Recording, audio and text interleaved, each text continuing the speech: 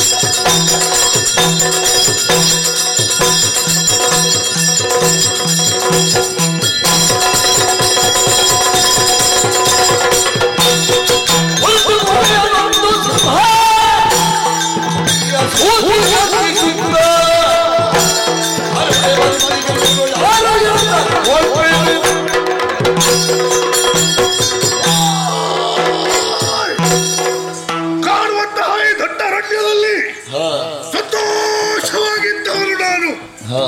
ಕಾಡಿನ ರಾಜನ ಮನಗಂಟೆಯನ್ನು ಪಡೆದಿದ್ದೇನೆ. ಕೆಲವರೆಲ್ಲ ಹೇಳುವುದುಂಟು, ಕೇಸರಿ ಎಂಬ ಹಾಗೆ ನನ್ನನ್ನು ಕರೆಯುತ್ತಾರೆ.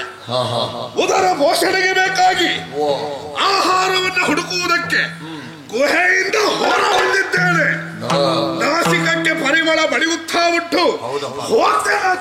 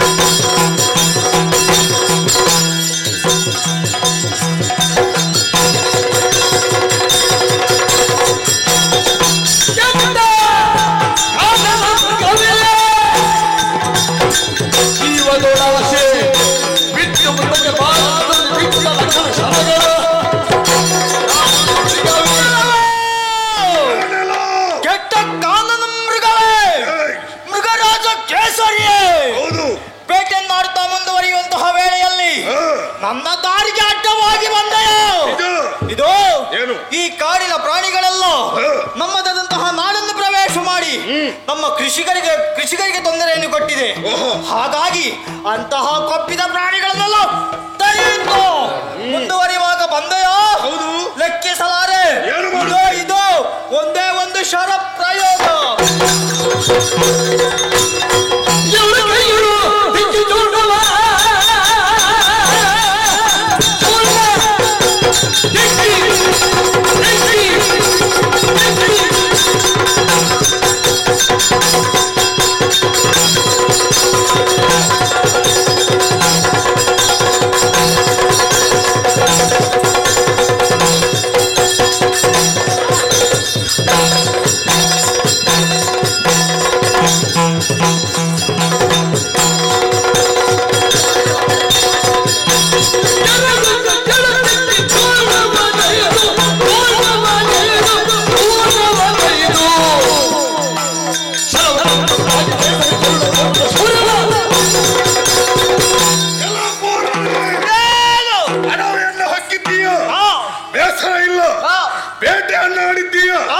ಅದನ್ನು ಖಂಡಿಸುವುದಕ್ಕಾಗಿಯೇ ಮುಂದಾದವನು.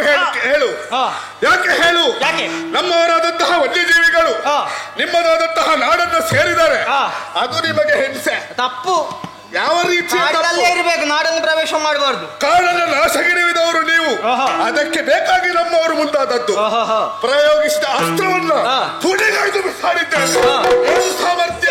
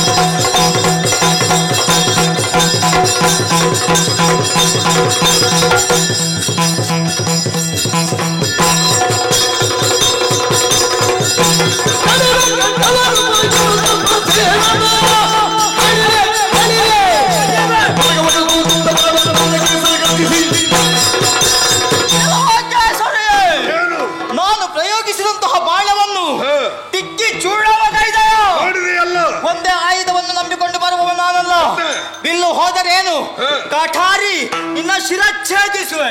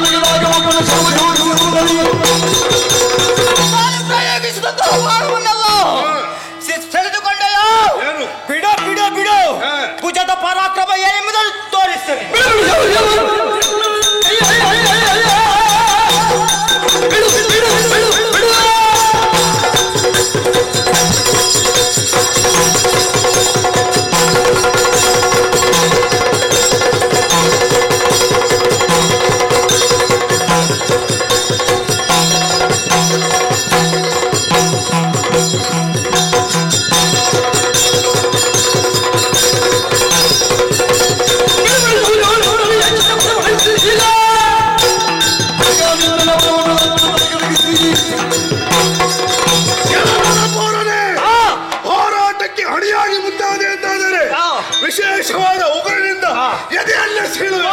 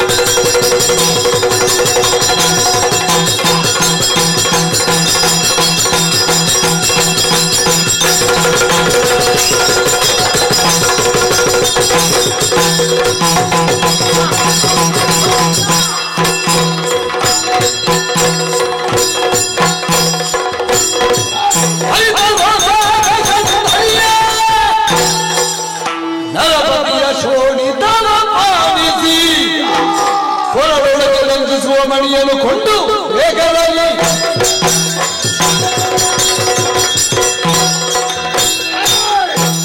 ಹಾರಾಟದಿಂದ ಬಂದ ಹುಡುಗ ಹೇಗೆ ಧರಾಶಾಯಿಯಾಗಿ ಬಿದ್ದಿದ್ದಾರೆ. ಸೆಳೆದಿದ್ದೇವೆ. ವಿಶೇಷವಾಗಿ ಉಂಟು ವಸ್ತು ನೋಡೋಣ.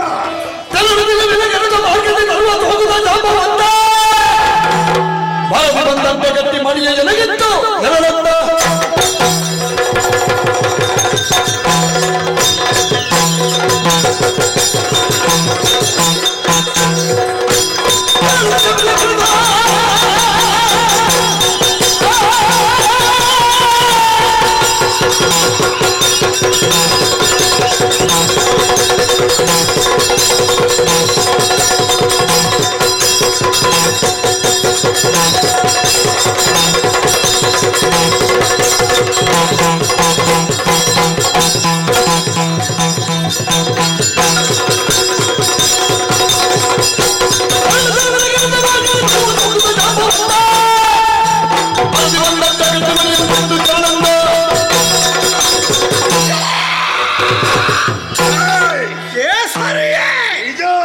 ಕೇಳುತ್ತಿದೆ ನನ್ನ ಘರ್ಜನೆ.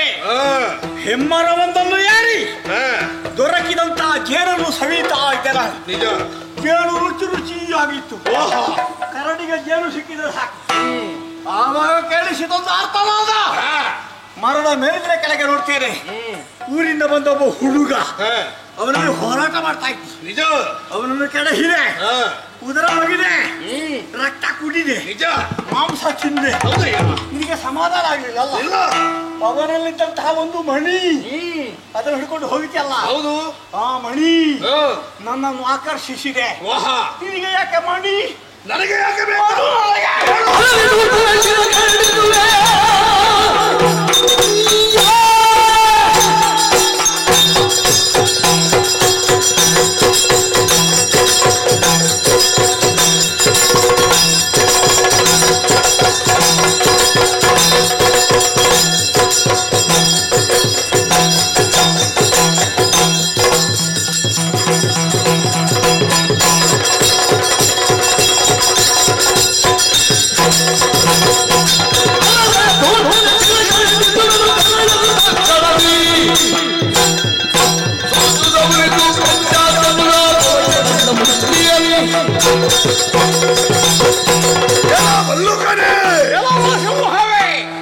ಬಂದಂತಹ ಹುಡುಗರಲ್ಲಿ ಹೋರಾಡಿ ಮಣಿಯನ್ನ ಸೆಳೆದವನೇ ನಾನು.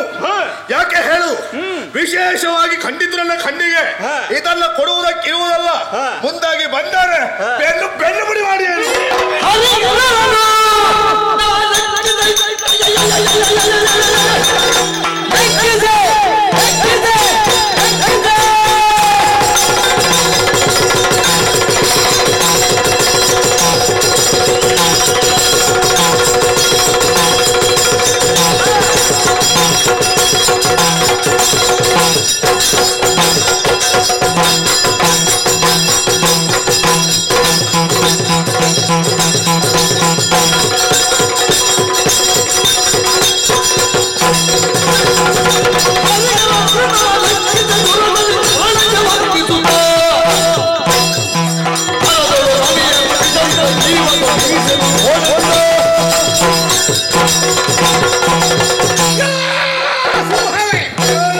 ನೆಟ್ಟಗಾಗದು ಪರಿಣಾಮ ಅಂತ ಹೇಳಿಯಲ್ಲ ನೀನು. ಕಾಡ ಸಿಂಹ ನಿಜ ಬಿಡೋದಲ್ಲ ನೀನು. ಯಾಕೆ ಲೋಕಪಾಲಕರಾದಂತ ಹರಿಹರರು ಒಂದು ವೇಳೆ ಬಂದ್ರು ತಾದ್ರು ಓ ಜಾಂಬವನು ನಿಮ್ಮಲ್ಲಿ ಕಾಳಗ ಇಲ್ಲ ಅಂತ ಹೊರಟು ಹೋದ. ಹೌದೇ? ಬ್ರಹ್ಮದೇವ ನನ್ನ ಅಪ್ಪ ಇರಲಿ ಸಿಟ್ಟೀಕರ್ತರ ಹಾಕೊಂಡಿರ್ತಕ್ಕಂತಹ ಬ್ರಹ್ಮದೇವ ಬಂದ್ರು ಮಗನಲ್ಲಿ ಕಾಳಗವನ್ನು ಮಾಡ್ಲಿಕ್ಕಿಲ್ಲ. ಹರಿಹರನ್ನು ದೂರದಲ್ಲಿ ಲೆಕ್ಕಿಸುವವನಲ್ಲ ನಾನು. ಹೌದೇ? ಏನು ನಿನ್ನನ್ನು ವಾಹನವಾಗಿ ಒಬ್ಬಳು ಪಡ್ಕೊಂಡು ಹುಟ್ಟಾಳೆ. ಹೌದು, ದುರ್ಗಾ ಪರಮೇಶ್ವರಿ. ಹೌದಲ್ವ ಹೇಳು? ನಿಜ. ಹರನ ಅರ್ಧಾಂಗಿ ಪರಮೇಶ್ವರಿ, ಸಿಂಹವಾಹಿನಿ. ಅವಳೇ ಬಂದರು ನನ್ನನ್ನು ಅನುಗ್ರಹಿಸಿ ಹೋದಾಳೆ ವಿನಃ ದುರಕ್ಕೆ ಅಣಿಯಾಗಲಾರಳು. ಹಾಗಿರುವಾಗ ನೀನೊಂದು ಬಡ ಕೇಸರಿ ಸಿಂಗ ಮಣ್ಣು ತಿಂತೀಯ ಅಲ್ಲ ಮಾಡಿ ಕೊಡ್ತೀಯ.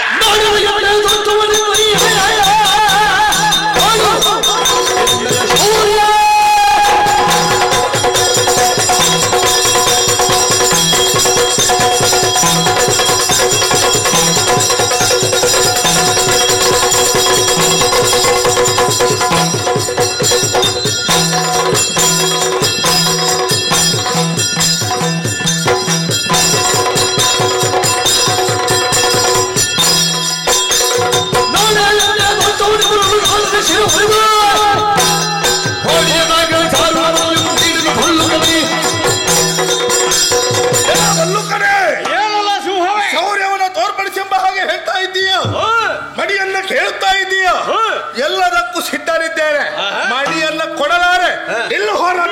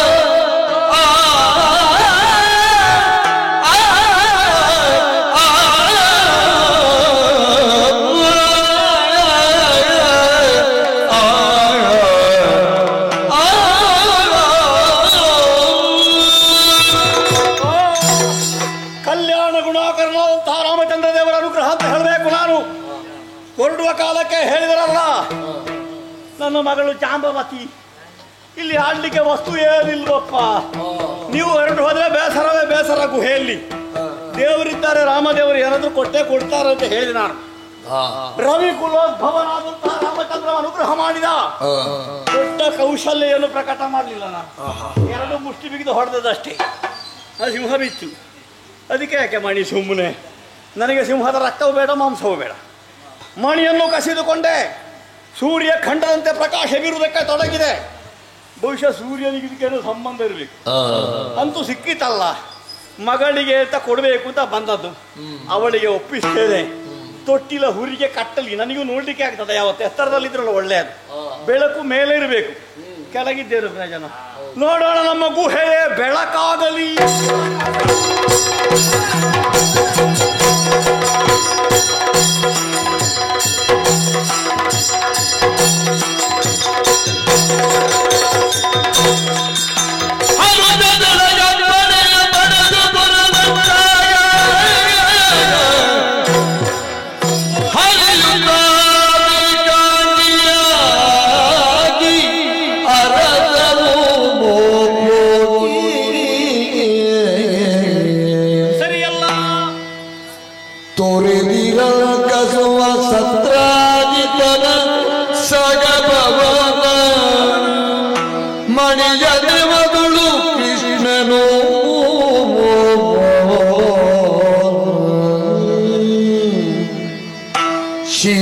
ಶಿರವನ್ನರಿದನೆಂಬ ಪಖ್ಯಾತಿ ತಪ್ಪದಿನುತ ಕರೆದು ಕೃತವರ್ಣ ಸುಜ್ಯೋತಿ ಸಾತಕಿಯರೋ ಕೃತವರ್ಣ ಸುಜ್ಯೋತಿ ಸಾತ್ಯಕಿಯರೋ ಬರದಿ ಜತೆಗೊಂಡಾಗ ವಿಂಧ್ಯಾದ್ರಿಯೋ ಚರಿಸುತ್ತ ಹರುಷದು ಅಪ್ಪಣೆಯ ಬಡೆದು ಹರಿಯೋ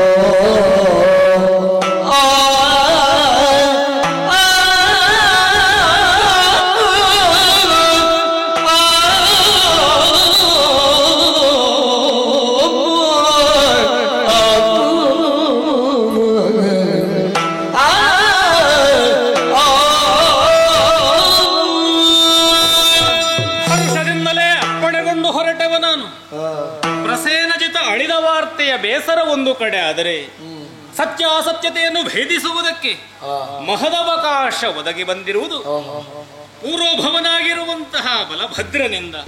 ಇದು ನನ್ನ ಸುಯೋಗ. ಒದಗಿ ಬಂದಿರುವಂತಹ ಅಪವಾದ ಕೇವಲ ಕೃಷ್ಣನಿಗೋ ಬಲರಾಮನಿಗೋ ಅಲ್ಲ, ಸಮಸ್ತ ಯದುಜಾಲಕ್ಕೆ ಬಂದಿರುವಂತಹ ಅಪವಾದ ಎನ್ನುವ ಹಾಗೆ ನಾ ಭಾವಿಸಿದವ. ನಾ ತಪ್ಪು ಮಾಡಿಲ್ಲ, ಮಣಿಯನ್ನು ಅಪಹರಿಸಿಲ್ಲ, ಪ್ರಸೇನನನ್ನು ಕೊಂದಿಲ್ಲ ಎನ್ನುವ ಹಾಗೆ ಎಷ್ಟು ಕೇಳಿಕೊಂಡರು. ಅಣ್ಣ ಒಪ್ಪದೇ ಇದ್ದಾಗ ಜನಕ ಜನನಿಯರಾಣೆ ಎನ್ನುವ ಹಾಗೆ ಹೇಳಿದ ತಕ್ಷಣ ಮೃದುಭಾವವನ್ನು ತಳೆದ, ಹರಸಿ ಕಳುಹಿಸಿಕೊಟ್ಟ ವಿಚಾರವನ್ನು ಅರಿತು ಬಾ ಎನ್ನುವ ಹಾಗೆ ಅಪ್ಪಣೆಗೊಂಡದ್ದೇನೋ ಸತ್ಯ. ಆದರೆ ನಾ ಏಕಾಂಗಿಯಾಗಿ ತೆರಳಿದೆ ಅಂತಾದರೆ ಇದ್ದ ವಿಚಾರವನ್ನು ಯಾರೂ ಒಪ್ಪುವುದಿಲ್ಲ. ಅದಕ್ಕೆ ಬೇಕಾಗಿ ನನ್ನ ಸಹಿತ ಸಾತ್ಯಕಿ, ಸುಜ್ಯೋತಿ, ಕೃತವರ್ಮರೇ ಆದಿಯಾದವರನ್ನು ಸೇರಿಸಿಕೊಂಡು ಇಲ್ಲಿಯವರೆಗೆ ಬಂದು ನಿಂತವನಿದ್ದೇನೆ. ವಿಂಧ್ಯಾದ್ರಿಯ ಉಪವನವಿದು. ಆ ಪ್ರಸೇನ ರಾಜಮರ್ಯಾದೆಗೆ ಸರಿಯಾಗಿ ರಥವನ್ನಡರಿ ಬಂದದ್ದಲ್ಲವಲ್ಲ, ತುರಗವನ್ನೇರಿ ಬಂದದ್ದು. ಪ್ರಾಣಿಗಳ ಪದಚಿಹ್ನೆಯನ್ನು ಅತಿಶೀಘ್ರವಾಗಿ ತಿಳಿಯುವಂತಹ ಶಕ್ತಿ ಸಾಮರ್ಥ್ಯ ನಮಗುಂಟು. ಹಾಗಾದರೆ ಅರಸಬೇಕಾದದ್ದು ನಾ ತುರಗಪಾದದ ಚಿಹ್ನೆಯನ್ನು. ತುರಗಪಾದದ ಚಿಹ್ನೆ ಅರಸು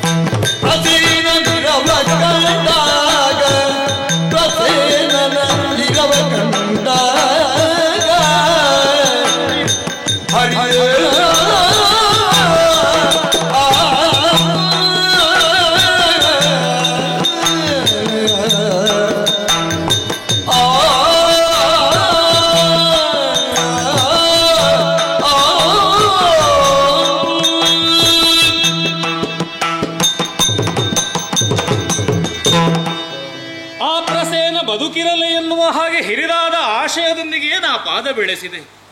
ಆದರೆ ಈ ದಿವಸ ಕಾಣುತ್ತಾ ಇರುವುದು ಏನನ್ನು, ತುರಗಪಾದದ ಚಿಹ್ನೆಯನ್ನೇ ಆಧರಿಸಿ ಮುಂದೆ ಬಂದೆ ಅಂತಾದರೆ ಒಂದು ಸರಸಿಯ ಬಳಿಯಲ್ಲಿ ರಕ್ತಸಿಕ್ತವಾಗಿ ಬಿದ್ದಿರುವಂತಹ ಪ್ರಸೇನನ ದೇಹ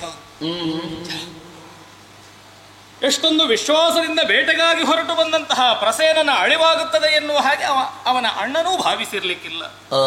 ಕರುಡುಗಿದಂತಹ ಸ್ಥಿತಿಯಲ್ಲಿ ಇವನನ್ನು ಕಾಣುವುದಕ್ಕೆ ನನಗೆ ಅಸಾಧ್ಯವಾಗುತ್ತಾ ಉಂಟು. ಇವನನ್ನು ಈ ರೀತಿಯಾಗಿ ಕೊಂದು ಕಡಹಿದಂತಹ ಪ್ರಾಣಿ ಯಾವುದು ಎನ್ನುವ ಹಾಗೆ ಆ ಕಡೆಗೆ ದೃಷ್ಟಿ ಹಾಯಿಸಿದ್ರೆ ಸರಿ, ಅವನ ಅಣ್ಣನ ಬಳಿಯಲ್ಲಿ ಹೋಗಿ ಅವನೊಂದಿಗೆ ಬಂದಂತಹ ವನಪಾಲಕರು ತಿಳಿಸಿರುವುದು ಅದನ್ನೇ.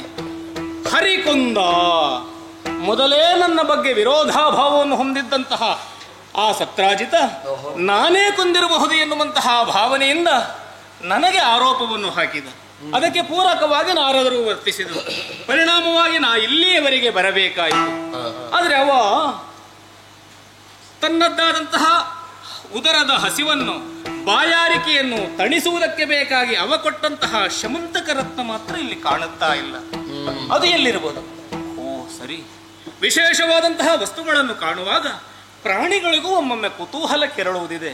ಹಾಗಾದರೆ ಇವನನ್ನು ಕೊಂದು ಅವನ ಬಳಿಯದಲ್ಲಿದ್ದಂತಹ ಶಮಂತಕ ರತ್ನವನ್ನು ಅಪಹರಿಸಿರುವಂತಹ ಪ್ರಾಣಿಯಾದರೂ ಯಾವುದು? ಈ ಸಿಂಹವನ್ನು ಕೊಂದಿರುವುದು ಯಾರು? ನೋಡಬೇಕು.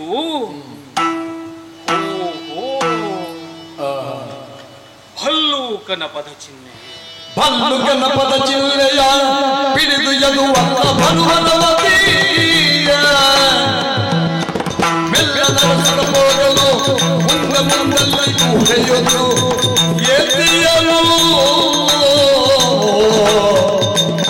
ಮೆಲ್ಲನ ಹೋಗಲು ಮುಂದೆ ಮುಂದೆಯಲ್ಲಿ ಗುಹೆಯೊಂದೆಸೆಯಲು ಭಲ್ಲುಕನ ಪದ ಚಿಹ್ನೆಯ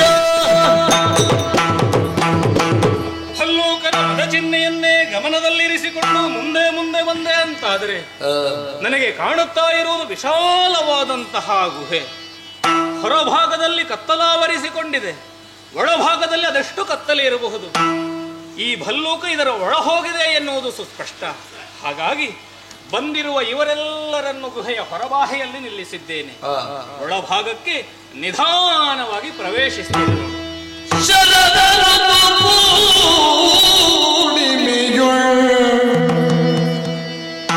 ಉದಯ ಚಂದಿರ ಕಾಂತಿ, ಇದೆಂತಹ ಕಾಂತಿ! ಶರಣ ಋತು ಪೂರ್ಣಿಮೆಯುಳ್ ಉದಯ ಚಂದಿರ ಕಾಂತಿ ಸುರುಚಿರ ನನದಿಲ್ದ ಶೋಭಿಸುತ್ತ ವಿಭವದಿ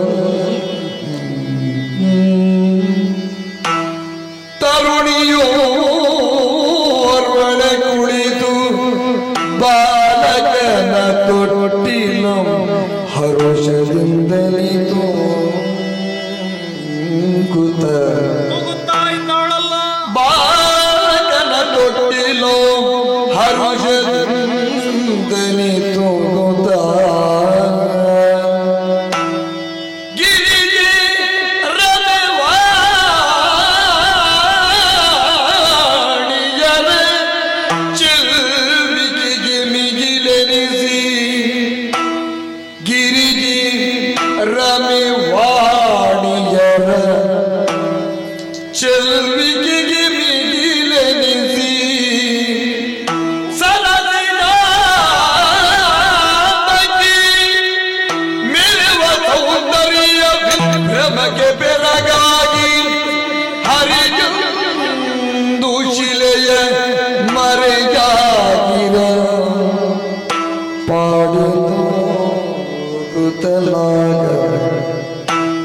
ಗಿರಿಜೆ ರಮೆವಾಣಿಯರ ಚೆಲುವಿಗೆ ಮಿಗಿಲೆನಿಸಿ ಸರಸಿ ಜಾಪಕಿ ಮೆರೆವ ಸೌಂದರ್ಯ ವಿಭ್ರಮಗಿ ಬೆರಗಾಗಿ ಹರಿಯೋದು ಜಿಲೆಯ ಮರೆಯಾಗಿರ ಪಾಡಿ ತೂಗುತ್ತಲಾಗನು.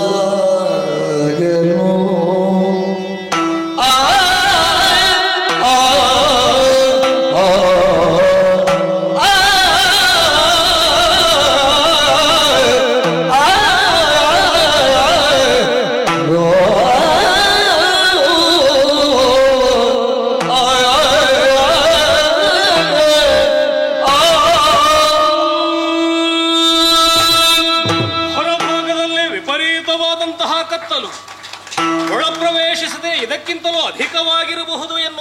ನಾ ಯೋಚಿಸಿದೆ ಅಂತಾದ್ರೆ ಇಲ್ಲ, ವಿಶೇಷವಾದಂತಹ ಪ್ರಭೆ ಗುಹಾವಲಯವೇ ಬೆಳಗುತ್ತಾ ಉಂಟು.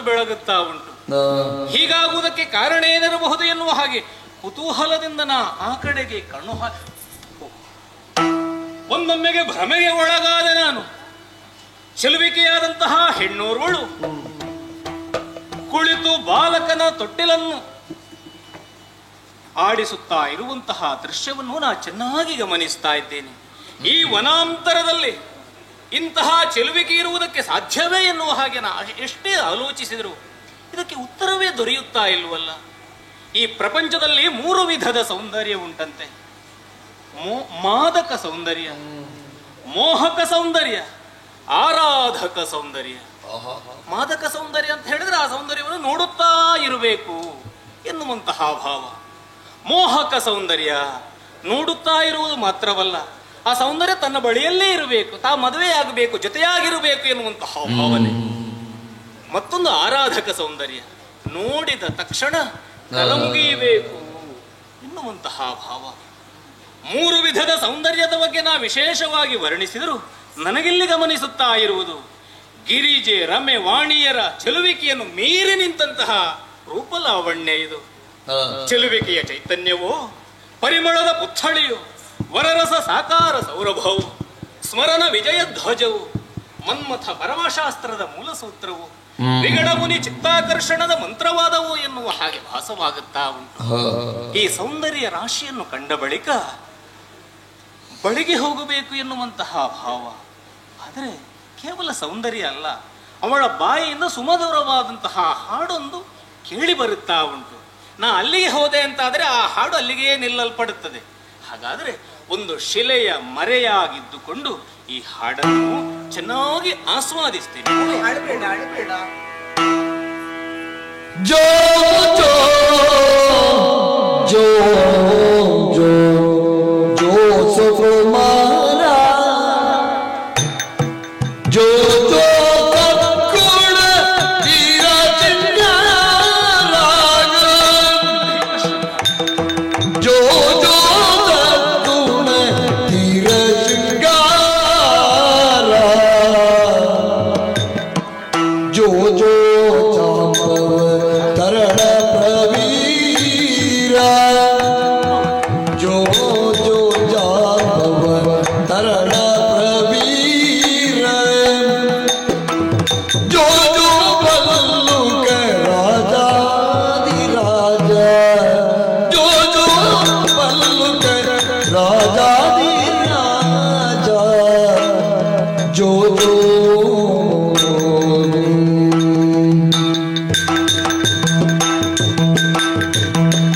ತಂದೆಯಾಗಿ ಜಾಂಬವಂತ ಕೇಸರಿಯ ತಂದೆಯಾಗಿ ಜಾಂಬವಂತ ಕೇಸರಿಯ ಕುಂದು ತಂದಿಗ ಶ್ಯಮಂತ ಗಮಣಿಯ ಕೇಸರಿಯ ಕುಂದು ತಂದಿಗ ಶ್ಯಮಂತ ಗಮಣಿಯ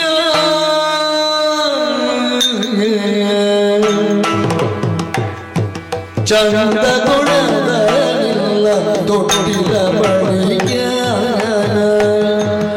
ಚಂದ ಗುಣದಲ್ಲ ತೊಟ್ಟಿಲ ಬಳಿಯ ಬಂದಿಗಿರು ನೋಡು ಭಾಗ್ಯ ಮುನಿಯ ಜೋ ಜೋ ತೊಟ್ಟಿಲ ಬಳಿಯ ಬಂದಿಗಿರು ನೋಡು ಭಾಗ್ಯ ಮುನಿಯ ಬಂದಿಸಿಗಿರು ನೋಡು ಭಾಗ್ಯ ಮುನಿಯ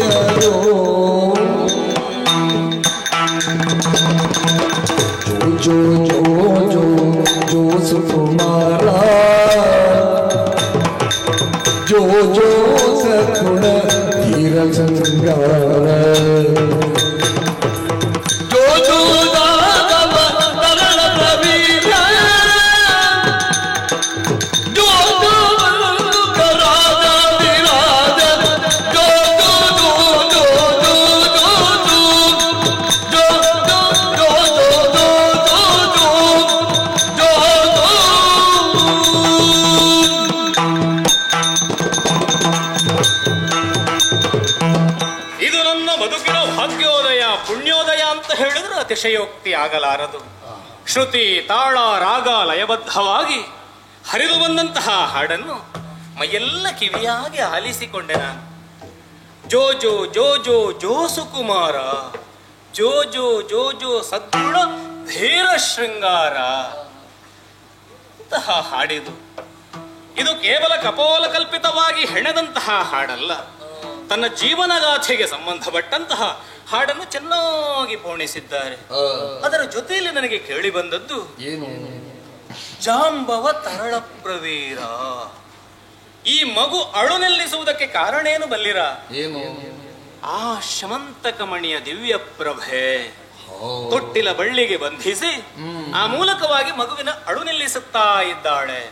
ಅದರ ನಾನು ಆಲೋಚಿಸುವುದು, ಜಾಂಬವ ತರಳ, ಜಾಂಬವರು ಆಜೀವ ಬ್ರಹ್ಮಚಾರಿಗಳಲ್ವೇ? ಅವರು ಯಾವಾಗ ಮದುವೆಯಾದದ್ದು? ಏನೋ ಒಂದು ಆಗಿದೆ ಎನ್ನುವುದು ಸುಸ್ಪಷ್ಟ. ಪ್ರವೀರ, ಹಾಗಾದರೆ ಇವಳು ಯಾರು? ಎಲ್ಲ ಕುತೂಹಲಕ್ಕೆ ಉತ್ತರ ದೊರೆಯಬೇಕು. ನಾ ಇವಳನ್ನೇ ಮಾತಾಡಿಸಬೇಕು. ಅದಕ್ಕೆ ಬೇಕಾಗಿ ಮೆಲ್ಲನೆ ಬಳೆಗೆ ಸಾರ್ತೇನೆ. ಹೆಣ್ಣೆ, ಹೌದು ಹೌದು, ಯಾರು ನೀನು? ನಾನು ಜಾಂಬವತಿ. ಜಾಂಬವತಿಯ? ನಿನ್ನ ಹೆಸರ? ನಿನ್ನ ಅಪ್ಪ ಯಾರು? ನನ್ನ ಅಪ್ಪ ಜಾಂಬವಂತ. ಎಲ್ಲಿದ್ದಾರೆ? ಅವರು ಕಾಡಿಗೆ ಹೋಗಿದ್ದಾರೆ. ಹೌದಾ? ಯಾಕೆ? ಹಣ್ಣು ಹಂಪಲು ತರುವುದಕ್ಕೆ. ಈಗಲೇ ಬರ್ತಾರೆ, ತಡ ಉಂಟ? ಯಾವಾಗ್ಲೂ ಈಗಲೇ ಬರ್ತಾರೆ. ಇದು ಅದು ನಿನ್ನ ಕೈಯಲ್ಲೇನು? ಯಾವುದು? ಇದು ಅದು ಅದು ಮಗು, ಇದೆಂಥದ್ದು? ಇದು ಮಣಿ. ಬಹಳ ಚಂದ ಉಂಟು. ಈ ಮಣಿಯನ್ನು ಕಂಡ ಬಳಿಕ ಒಮ್ಮೆ ಅದನ್ನು ಹಿಡಿದು ಅದರ ಚಂದವನ್ನು ಕಾಣಬೇಕೆನ್ನುವಂತಹ ಆಸೆ ನನಗೆ. ಹಾಗಾಗಿ ಆ ಮಣಿಯನ್ನು ನನ್ ಕೊಡ್ತೀಯಾ? ನಾ ಕೊಡುವುದಿಲ್ಲ. ಜೋರಿದ್ದಾಳೆ, ನೋಡುವುದಕ್ಕೆ ಸಣ್ಣಗಿದ್ದಾಳೆ, ಜೋರಿದ್ದಾಳೆ, ನಾ ಕೊಡುವುದಿಲ್ಲ. ಅಪ್ಪ ತಂದು ಕೊಡುವುದು. ತಮ್ಮ ಅಳ್ತಾನೆ, ಆಳು ಎನಿಸುವುದಕ್ಕೆ ಇದನ್ನು ತಂದು ಕೊಟ್ಟದ್ದು. ತಮ್ಮನನ್ನು ನನ್ನಲ್ಲೇ ಕೊಡು, ಮಣಿಯನ್ನು ಕೊಡು. ಎರಡು ಕೊಡುವುದಿಲ್ಲ ನನಗೆ ಬೈ. ಕೊಡುವುದಿಲ್ವಾ? ನೀನು ಯಾರು? ನಾನು ಯಾರು ಅಂತ ಮತ್ತೆ ಹೇಳ್ತೇನೆ, ಕೊಟ್ಟ ಮೇಲೆ ಹೇಳ. ನಾ ಕೊಡುವುದಿಲ್ಲ. ನಾನು ನೋಡುವುದಕ್ಕೆ ಕಪ್ಪಿರಬಹುದು, ಆದ್ರೆ ನಾ ಕಳ್ಳನಲ್ಲ. ನನ್ನ ಬಿಳಿಯ ಹಲ್ಲಿನ ಗುಟ್ಟು ಏನು ಗೊತ್ತಾ? ನಾ ಕಪ್ಪಲ್ವಾ? ನೀನೇನು ಭಯಗೊಳ್ಬೇಡ ಆಯ್ತಾ? ನೀನೇ ಹೇಳಿದೆ ಕಳ್ಳ ಅಂತ. ಕಳ್ಳ ಅಲ್ಲ ಅಲ್ಲ, ಅದೇ ನಾ ಕಪ್ಪು.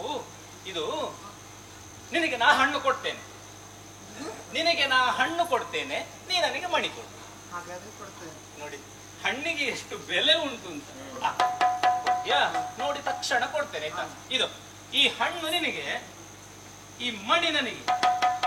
ಸರಿ, ಮಣಿ ನನ್ನ ಕೈ ಸೇರಿತಾದರೂ ಹೀಗೆ ಇದನ್ನು ಒಯ್ಯುವುದಲ್ಲ, ಬದಲಾಗಿ ಆ ಜಾಂಬವನ ಎದೆ ಬಿರಿಯುವ ಹಾಗೆ ಶಂಖಧ್ವಾನವನ್ನು ಮಾಡ್ತೇನೆ.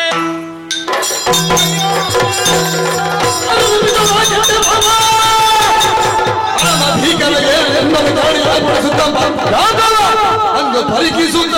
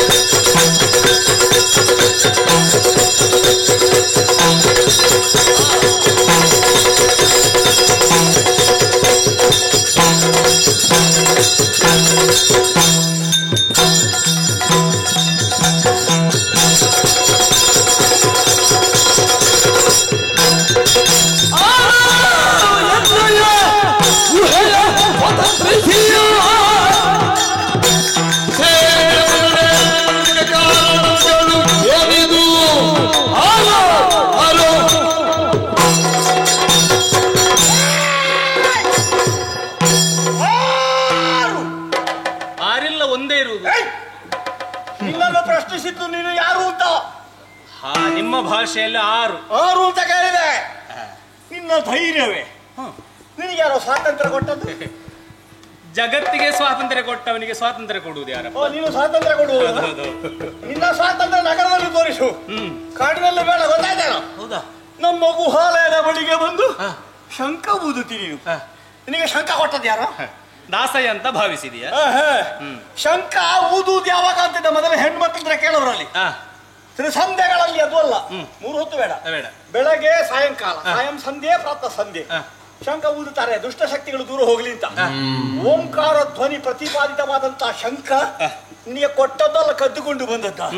ಒಟ್ಟು ಹೊತ್ತು ಗೊತ್ತಿನ ಪರಿವೇ ಇಲ್ಲದೆ ಇನ್ನೊಬ್ಬರ ನಿದ್ರೆ ಹಾಳು ಮಾಡ್ಲಿಕ್ಕೆ ಬಂದದ್ದ ಅಂತ ಒಟ್ಟು ಶಂಖ ಊದಿದ ಕಷ್ಟ ಆಗ್ತದೆ. ನನಗೆ ನಿದ್ರೆ ಬರುವಾಗ ಮಲಗುದು, ಒಮ್ಮೆ ರಾತ್ರಿ ನಿದ್ರೆ ಬರುದಿಲ್ಲ, ಹಗಲು ಬರುವುದಿಲ್ಲ. ಒಳ್ಳೆ ಬಂಡೆ ಮೇಲೆ ಮಲಗಿ ಹೀಗೆ ಶಂಖ ಧ್ವನಿಯನ್ನು ಕೇಳಿದ್ರೆ ಪಾಪಲೋಪಗಳೆಲ್ಲ ದೂರ ಆಗ್ತದೆ, ಅಲ್ಲಿ ಶಾಂತಿ ಸುಭಿಕ್ಷೆ ನೆಲೆ ಆಗ್ತದೆ. ಪ್ರಾಯಶಃ ಈ ಕಾಡಿನಲ್ಲಿ ಇದುವರೆಗೆ ಯಾರು ಶಂಖ ಊದ್ಲಿಲ್ವಾ ಅಂತ. ನಿನಗೆ ಇಲ್ಲಿ ಬಂದು ಪಾಪ ಉಂಟು ಅಂತ ಹೇಳಿದ್ಯಾರು ಶಂಖ ಊದ್ಲಿಕ್ಕೆ? ಕಾಡಿನಲ್ಲಿ ಪಾಪ ಉಂಟು, ಪಾಪಿಗಳು ಯಾರಿಲ್ಲ, ಪುಣ್ಯಾತ್ಮರು ಇರುವಂತದ್ದು. ಹೌದಾ? ದೊಡ್ಡ ಮಾವನ ಮನೆಗೆ ಅಳಿಯ ಬಂದಾಗ ಬಂತು ನಿಂತು ಬಾವಿಯಲ್ಲಿರುವ ಕಪ್ಪೆ ಆ ಪ್ರಪಂಚವನ್ನು ಮಾತ್ರ ಅರಿತಿರ್ತದೆ, ಅದು ಯಾವುದು ಗೊತ್ತಾಗುದಿಲ್ಲ. ಪ್ರಾಯಶಃ ಇಲ್ಲದೆ ಹೋದ್ರೆ ನಿನಗೆ ಅಲ್ಲಿಯೂ ನಿದ್ರೆ ಬರ್ತದಲ್ಲ. ಎಲ್ಲಿ ಮಕ್ಕಳಿರುವಾಗ ಅವರನ್ನು ಜಾಗರೂಕರಾಗಿ ನೋಡಿಕೊಳ್ಳಬೇಕೆನ್ನುವಂತಹ ಭಾವ ಬೇಕೋ ಬೇಡ. ನನ್ನ ಗುಹೆಯ ಬಳಿಗೆ ಇದುವರೆಗೆ ಯಾರು ಬರಲಿಲ್ಲ, ಹಾಗೆ ಧೈರ್ಯ ಮಾಡ್ಲಿಲ್ಲ. ನೀನೊಬ್ಬ ಬಂದು ಮುಂಡು ಧೈರ್ಯದ ಶಂಖ ಊದಿ ನಾನು ನಿದ್ರೆ ಹಾಳು ಮಾಡಿದ್ಯಲ್ಲ. ಯಾರು ನೀನು? ಏನು ಉದ್ದೇಶ? ಯಾಕೆ ಶಂಖ ಊದಿದೆ? ನಾನು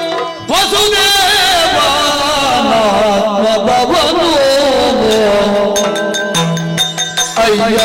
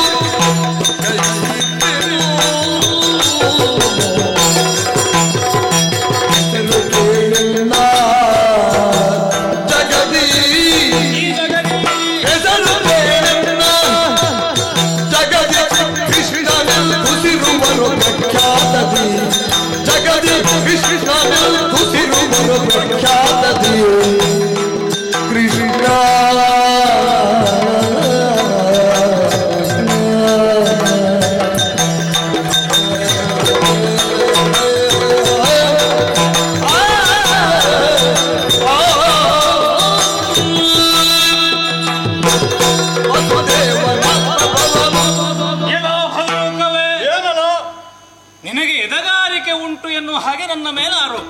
ಇಷ್ಟೆಲ್ಲ ಮಾಡಿ ನಗಾಡುದು ನೋಡುವಾಗ ನಿನ್ನ ಧೈರ್ಯಕ್ಕೆ ಏನು ಹೇಳಬೇಕು ನಾನು? ಅಲ್ಲ, ನಾನು ಯೋಚಿಸುವುದು ನಿನ್ನ ಎದೆಗಾರಿಕೆಯ ಬಗ್ಗೆ, ಯಾಕೆ? ನಿನ್ನ ಎದೆ ಗಟ್ಟಿತನದ ಬಗ್ಗೆ. ಇಲ್ಲದೆ ಹೋದ್ರೆ ನನ್ನ ಶಂಖದಿಂದ ಹೊರಡುವಂತಹ ನಾದ ಪಾತಾಳ ಲೋಕದಲ್ಲಿರುವಂತಹ ರಕ್ಕಸ್ಯ ಗರ್ಭಾಪಾತವಾಗುವಷ್ಟು ಭೀಕರ. ರಕ್ಕಸರದ್ದಲ್ಲ, ಹೌದು. ನಾವು ಆಗಿರೋಲ್ಲ. ಹೀಗಿರುತ್ತಾ ನೀ ಇದನ್ನು ಕೇಳಿದ ಕ್ಷಣ ಎದೆಯುಬ್ಬಿಸು ಬಂದು ನಿಂತಿದ್ಯಲ್ಲ. ನನಗೆ ಆರಾರು ಬೇಡ, ಒಂದೇ ಸಾಕು. ನನ್ನ ಪರಿಚಯವನ್ನು ಕೇಳಿದ ಕ್ಷಣವೇ ನಿನಗೆ ಹೆಸರಿಲ್ವಾ, ಊರಿಲ್ವಾ, ವಿಳಾಸ ಇಲ್ವಾ? ಎಲ್ಲವೂ ಉಂಟು. ಅದನ್ನು ಕೇಳುವುದಕ್ಕೂ ನಿನಗೊಂದು ಆತ್ಮಸ್ಥೈರ್ಯ ಅಂತ ಬೇಕು. ಸುದೀರ್ಘವಾಗಿ ಉಂಟು. ನನ್ನ ಕಿರು ಪರಿಚಯವನ್ನು ನಾನು ಮಾಡ್ತೀನಿ, ಅಷ್ಟು ಸಾಕಾಗುತ್ತದೆ. ನನ್ನ ಅಪ್ಪಯ್ಯನಿಗೆ ಆನಕದುಂದುಭಿ ಅಂತ ಹೆಸರುಂಟು. ಅನಕದುಂದುಭಿ? ಹೌದು. ಹುಟ್ಟಿದ ಕ್ಷಣವೇ ದೇವತೆಗಳದನ್ನು ಮೊಳಗಿದ ಕಾರಣವೇ ನನ್ನ ಅಪ್ಪನಿಗೆ ಅದೊಂದು ಸೂಕ್ತವಾದಂತಹ ಹೆಸರು ಎನ್ನುವ ಹಾಗೆ ಜಗತ್ತೇ ತಿಳಿದುಕೊಂಡಿದೆ. ರಾಮದೇವರು ಉದಯ ಆದಾಗ ಹಾಗೆ ಆಗಿದೆ ಒಮ್ಮೆ. ಹಿಂದೆ ಅದು ಕಥೆ. ಹೌದು, ಅದು ತ್ರೇತೆಯ ಕಥೆ. ಈ ಕಾಲದಲ್ಲಿ ಅವರಿಗೆ ವಾಸುದೇವ ವಸುದೇವ ಎನ್ನುವ ಹಾಗೂ ಸಂಬೋಧಿಸ್ತಾರೆ. ವಸುದೇವ? ಹೌದು. ವಸುದೇವರಾದಂತಹ ಅವರೇ ನನ್ನ ಅಪ್ಪಯ್ಯ. ನೀನು ವಸುದೇವನ ಮಗ. ಮಾತೆ ದೇವಕಿ ಸಾಗರ ಗರ್ಭದಲ್ಲಿ ಐಕ್ಯವಾಗಿದ್ದಂತಹ ಕುಶಸ್ಥಳಿಯನ್ನೇ ಮೇಲೆಬ್ಬಿಸಿ ಆ ಮೂಲಕವಾಗಿ ನಿರ್ಮಿಸಲ್ಪಟ್ಟಂತಹ ನಗರ, ಅದುವೇ ದ್ವಾರಕಾ. ಒಂದು ದ್ವೀಪ. ಹೌದು. ನೀನು ದ್ವೀಪಾಂತರವಾಸ. 1000 ಬಾಗಿಲುಗಳಿಂದ ಒಪ್ಪಲ್ಪಟ್ಟಂತಹ ಆ ನಗರಕ್ಕೆ ಯಾರು ಅಂತ ಕೇಳಿದ್ರೆ ಈ ಜಗತ್ತಿನಲ್ಲಿ ಎಲ್ಲರೂ ತಿಳಿದವರಿದ್ದಾರೆ. ಇದು ನನ್ನ ಜಗತ್ತು. ನಿನ್ನ ಜಗತ್ತು? ನನ್ನ ಜಗತ್ತು. ನನ್ನ ಜಗತ್ತಿನಲ್ಲಿ ನಾ ಖ್ಯಾತನಾದದ್ದು ಹೇಗೆ ಬಲ್ಲೆಯ? ಹೇಗೆ? ಒಬ್ಬ ಅದ್ಭುತನಾಗಿ. ಅಷ್ಟೇ ಅಲ್ಲ, ಪ್ರಪಂಚ ಮುಖಕ್ಕೆ ಯಾವ ಅರಿವು ಮೂಡಿಸಬೇಕು ಎನ್ನುವ ಹಾಗೆ ಹುಟ್ಟಿದ ಆ ಕ್ಷಣವೇ ತೋರಿಸಿದವ ನಾನು. ತಂದೆ ತಾಯಿಗಳನ್ನು ಮುಳ್ಳ ಸಂಕಲೆಯಿಂದ ಬಂಧಿಸಿದ್ರು ಕೇವಲ ದೃಷ್ಟಿ ನಿಕ್ಷೇಪದಿಂದಲೇ ಪ್ರಪಂಚ ಮುಖದಲ್ಲಿ ಕಾಣಿಸಿಕೊಂಡವ ನಾನೇ ಶ್ರೀಕೃಷ್ಣ. ನೀನು ದ್ವೀಪದಲ್ಲಿ ಮನೆ ಮಾಡಿದವ. ನನ್ನ ಜಗದಿ ಅಂತ ಆಗ ಹೇಳಿದ್ಯಲ್ಲ. ನಾನು ಈ ಜಗತ್ತು ರಾಮದೇವರಿಂದ ನಿರ್ಮಿತವಾದದ್ದು ಎಂಬ ತೀರ್ಮಾನದಲ್ಲಿರುವವ. ಈ ಮಧ್ಯೆ ಈಗ ಮೊನ್ನೆ ಹುಟ್ಟಿಕೊಂಡು ಬಂದವ ನೀನು ಹೇಳ್ತಿ ಒಮ್ಮೊಮ್ಮೆ ನಾವು ಬದಲಾವಣೆಗೆ ಕಿವಿ ಕೊಡಬೇಕಾಗ್ತದೆ, ಒಮ್ಮೊಮ್ಮೆ ಅನಿವಾರ್ಯವಾಗಿ ಬದಲಾವಣೆ ಮಾಡಿಕೊಳ್ಬೇಕಾಗ್ತದೆ. ಉತ್ತರ ಎಲ್ಲ ಕೊನೆಗೆ ದೊರೆಯುವುದು. ಹೌದಾ? ಈಗ ನೀನು ಕೃಷ್ಣ, ಶ್ರೀಕೃಷ್ಣ. ನೀನು ಯಾರೇ ಆಗಿರು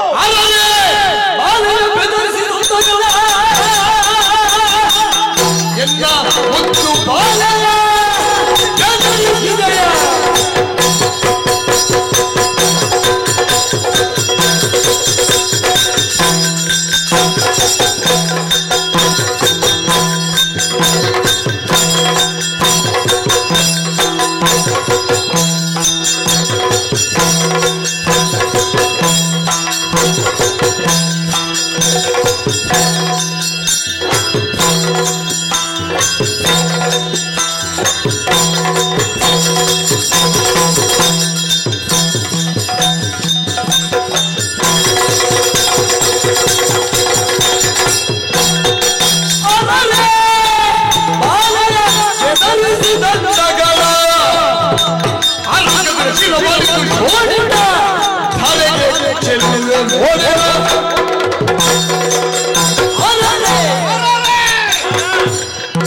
ನೀನು ಕೃಷ್ಣನಾಗಿರು, ವಸುದೇವನ ಮಗನಾಗಿರು, ದೇವಕಿಯ ಕಂದನಾಗಿರು.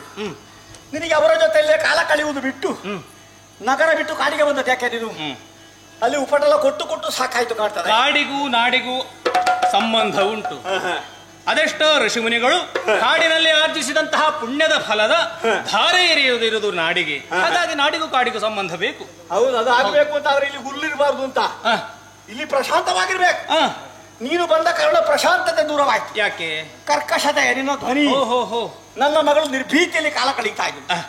ಸಿಂಹವಾಗಲಿ ಮತ್ತೊಂದಾಗಲಿ ಘೋರ ಪ್ರಾಣಿಗಳು ನನ್ನ ಗುಹೆ ಬಳಿಗೂ ಬರುವುದಿಲ್ಲ. ಯಾಕೆ? ಜಾಂಬವನ ಯೋಗ್ಯತೆ ಅಷ್ಟು ದೊಡ್ಡದು. ಇಲ್ಲಿಗೆ ಬಾರದೆ ಅವರು ನೆಮ್ಮದಿಯಲ್ಲಿ ಕಾಲ ಕಳೀತಾ ಇದ್ರೆ ಮತ್ತೆ ನನ್ನ ಮಕ್ಕಳಿಗೆ ಸಿಂಹ ನೋಡಿದ್ರೆ ಭಯವೇ ಆಗುವುದಿಲ್ಲ ಅಂತ ಕಾಡಲ್ಲೇ ಬದುಕಿದ್ದಲ್ವ. ಈ ಮಧ್ಯೆ ನೀನು ಪಾಗಮಿಸಿ ಶಂಖಧ್ವನಿ ಮಾಡಿ ಅವಳು ಭಯಗೊಳ್ಳುವ ಹಾಗೆ ಮಾಡಿಬಿಟ್ಟಿಯಲ್ಲ. ನನ್ನ ಮಗಳನ್ನು ಹೆದರಿಸಿದೆಲ್ಲ. ಯಾಕೆ ಹೆದರಿಸಿದೆ? ನಿನ್ನನ್ನು ನಾಡಿನಿಂದ ಎಲ್ಲರೂ ಕೊರಳಿ ಕೈ ಹಾಕಿ ದಬ್ಬಿದ್ರ. ಯಾಕೆ ಬಂದ? ಯಾವ ಉದ್ದೇಶ?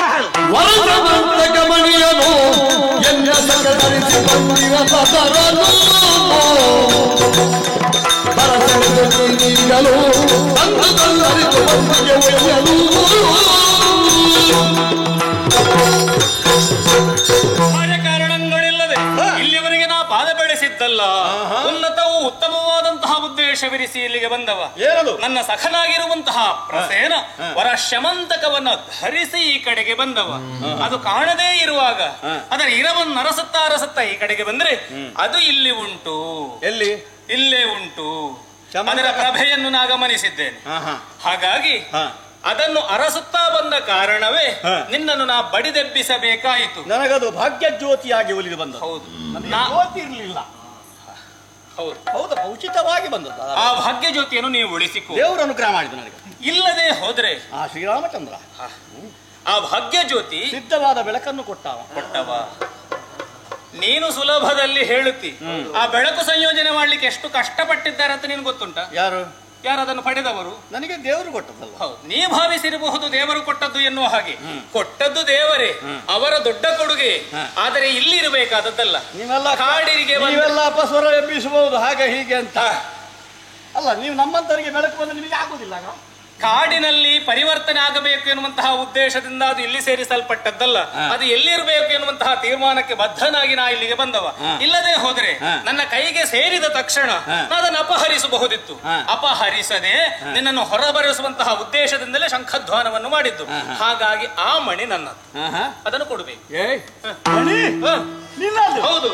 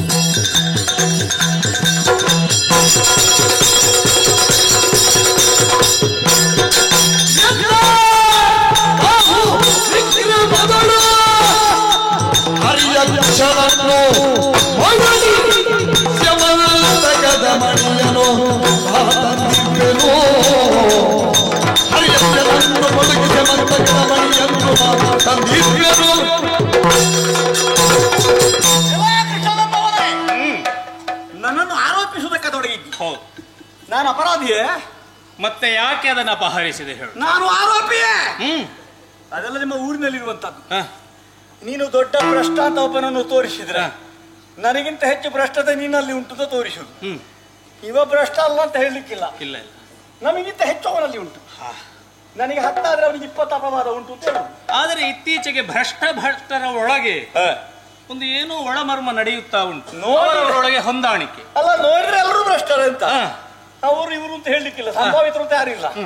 ಅದು ನಿನ್ನ ಊರಿನ ಕತೆ. ಇಲ್ಲಿ ಹಾಗಲ್ಲ. ಮತ್ತೇನು? ನನಗೆ ಮಣಿ ಬಂದದ್ದು ಹೇಗೆ? ಹೇಗೆ? ನಾನು ಕೊಂದು ಕಸಿದದ್ದೇನು ಅಲ್ಲ. ಮತ್ತೆ ನಾನು ನೋಡ್ತಾ ಇದ್ರೆ ಮನುಷ್ಯರೊಬ್ಬರಲ್ಲಿ ಕಾಳಗ ಮಾಡಿತು ಸಿಂಹವನ್ನು. ಆ ಮನುಷ್ಯನನ್ನು ಕೆಳಹಿ ಅವರಲ್ಲಿದ್ದಂತಹ ಮಣಿಯನ್ನು ಕಸಿದುಕೊಂಡು ಸಾಗುತ್ತಾ ಇತ್ತು. ನನ್ನನ್ನು ಮಣಿ ಆಕರ್ಷಿಸಿತು. ಎಂತ ಚಂದದ ಮಣಿ ಅಲ್ಲ. ನಾನು ಮರದಿಂದ ಕೆಳಗೆ ಹಾರಿದೆ. ಆ ಸಿಂಹದಲ್ಲಿ ಕೇಳಿದೆ ಕೊಡು ಅಂತ. ಅದು ಕೊಡುವುದಿಲ್ಲ ಅಂತ ಹೇಳಿತು. ಕೊಡುವುದಿಲ್ಲ ಅಂದ್ರೆ ಬಿಡುವುದಿಲ್ಲ. ಸಿಂಹದಲ್ಲಿ ಕಾಳಗ. ಎಲ್ಲಿಯಾದ್ರೂ ಒಂದು ಸಿಂಹದಲ್ಲಿ ಕಾಳಗ ಮಾಡಿದ ಕರಡಿಯ ಕಥೆಗಳಿದ್ದಾನೆ. ಅದು ಇದ್ರೆ ಜಾಂಬವನ ಕಥೆ ಮಾತ್ರ. ಆ ಹರಿಯಕ್ಷಣನ್ನು ತೆರೆಯಲ್ಲಿ ಉರುಳಿ ಅವನ ಉದರ ಬಾಗಿದೆ. ನನಗೆ ರಕ್ತವೂ ಬೇಡ, ಮಾಂಸವೂ ಬೇಡ. ಯಾವುದು ಆಕರ್ಷಿಸಿತು ಆ ಮಣಿ ಅದನ್ನು ಪಡೆದೆ. ತಂದು ಮಕ್ಕಳಿಗೆ ಆಡ್ಲಿಕ್ಕೆ ಕೊಟ್ಟೆ. ಗೊತ್ತಾಯ್ತಾ? ನನ್ನ ಬಾಹು ವಿಕ್ರಮಕ್ಕೆ ಒಲಿದಂತ ಮಣಿಯನ್ನು ನಿನ್ನದ್ದು ಕಸಿದದ್ದು ಹಾಗೆ ಹೀಗೆ ಅಂತ ಹೇಳಿದ್ರೆ ನಿನ್ನ ಉದರ ಬಗೆದು ಸಿಂಹದ ರಕ್ತ ಸುರಿಸಿದ ಹಾಗೆ ನಿನ್ನ ಕೆನ್ನೀರು ಚೆಲ್ಲಿ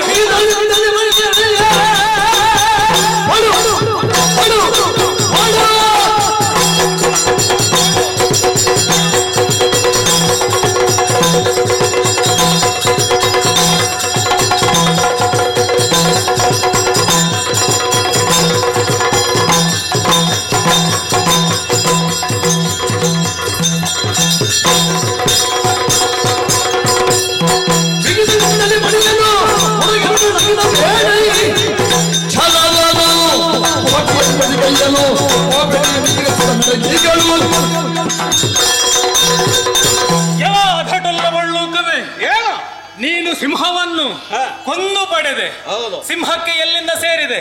ಅದನ್ನು ಹಿಡಿದುಕೊಂಡು ಬಂದವರು ಯಾರು? ಆ ಮೂಲವನ್ನು, ಆ ಮರ್ಮವನ್ನು ಅರಿತು ನಾ ಇಲ್ಲಿಯವರೆಗೆ ಬಂದವ.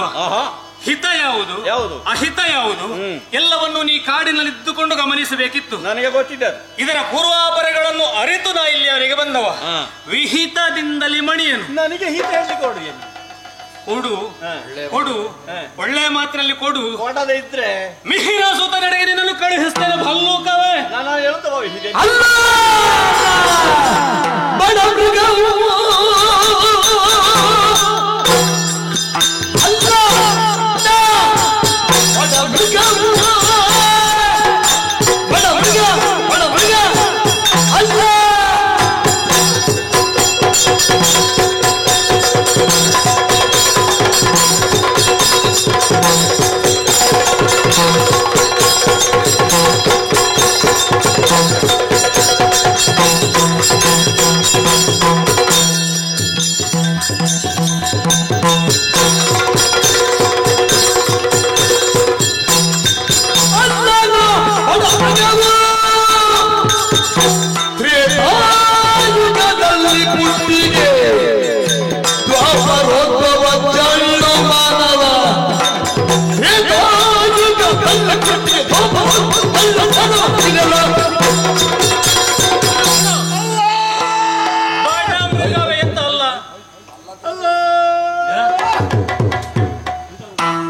ನಾನು ಒಪ್ಪುವಲ್ಲಿವರೆಗೆ ನೀ ಅಲ್ಲ ಅಲ್ಲ ಅಂತ ಹೇಳಿದ್ರೆ ನನಗದನ್ನು ಕೇಳುವುದಕ್ಕಾಗುದಿಲ್ಲ.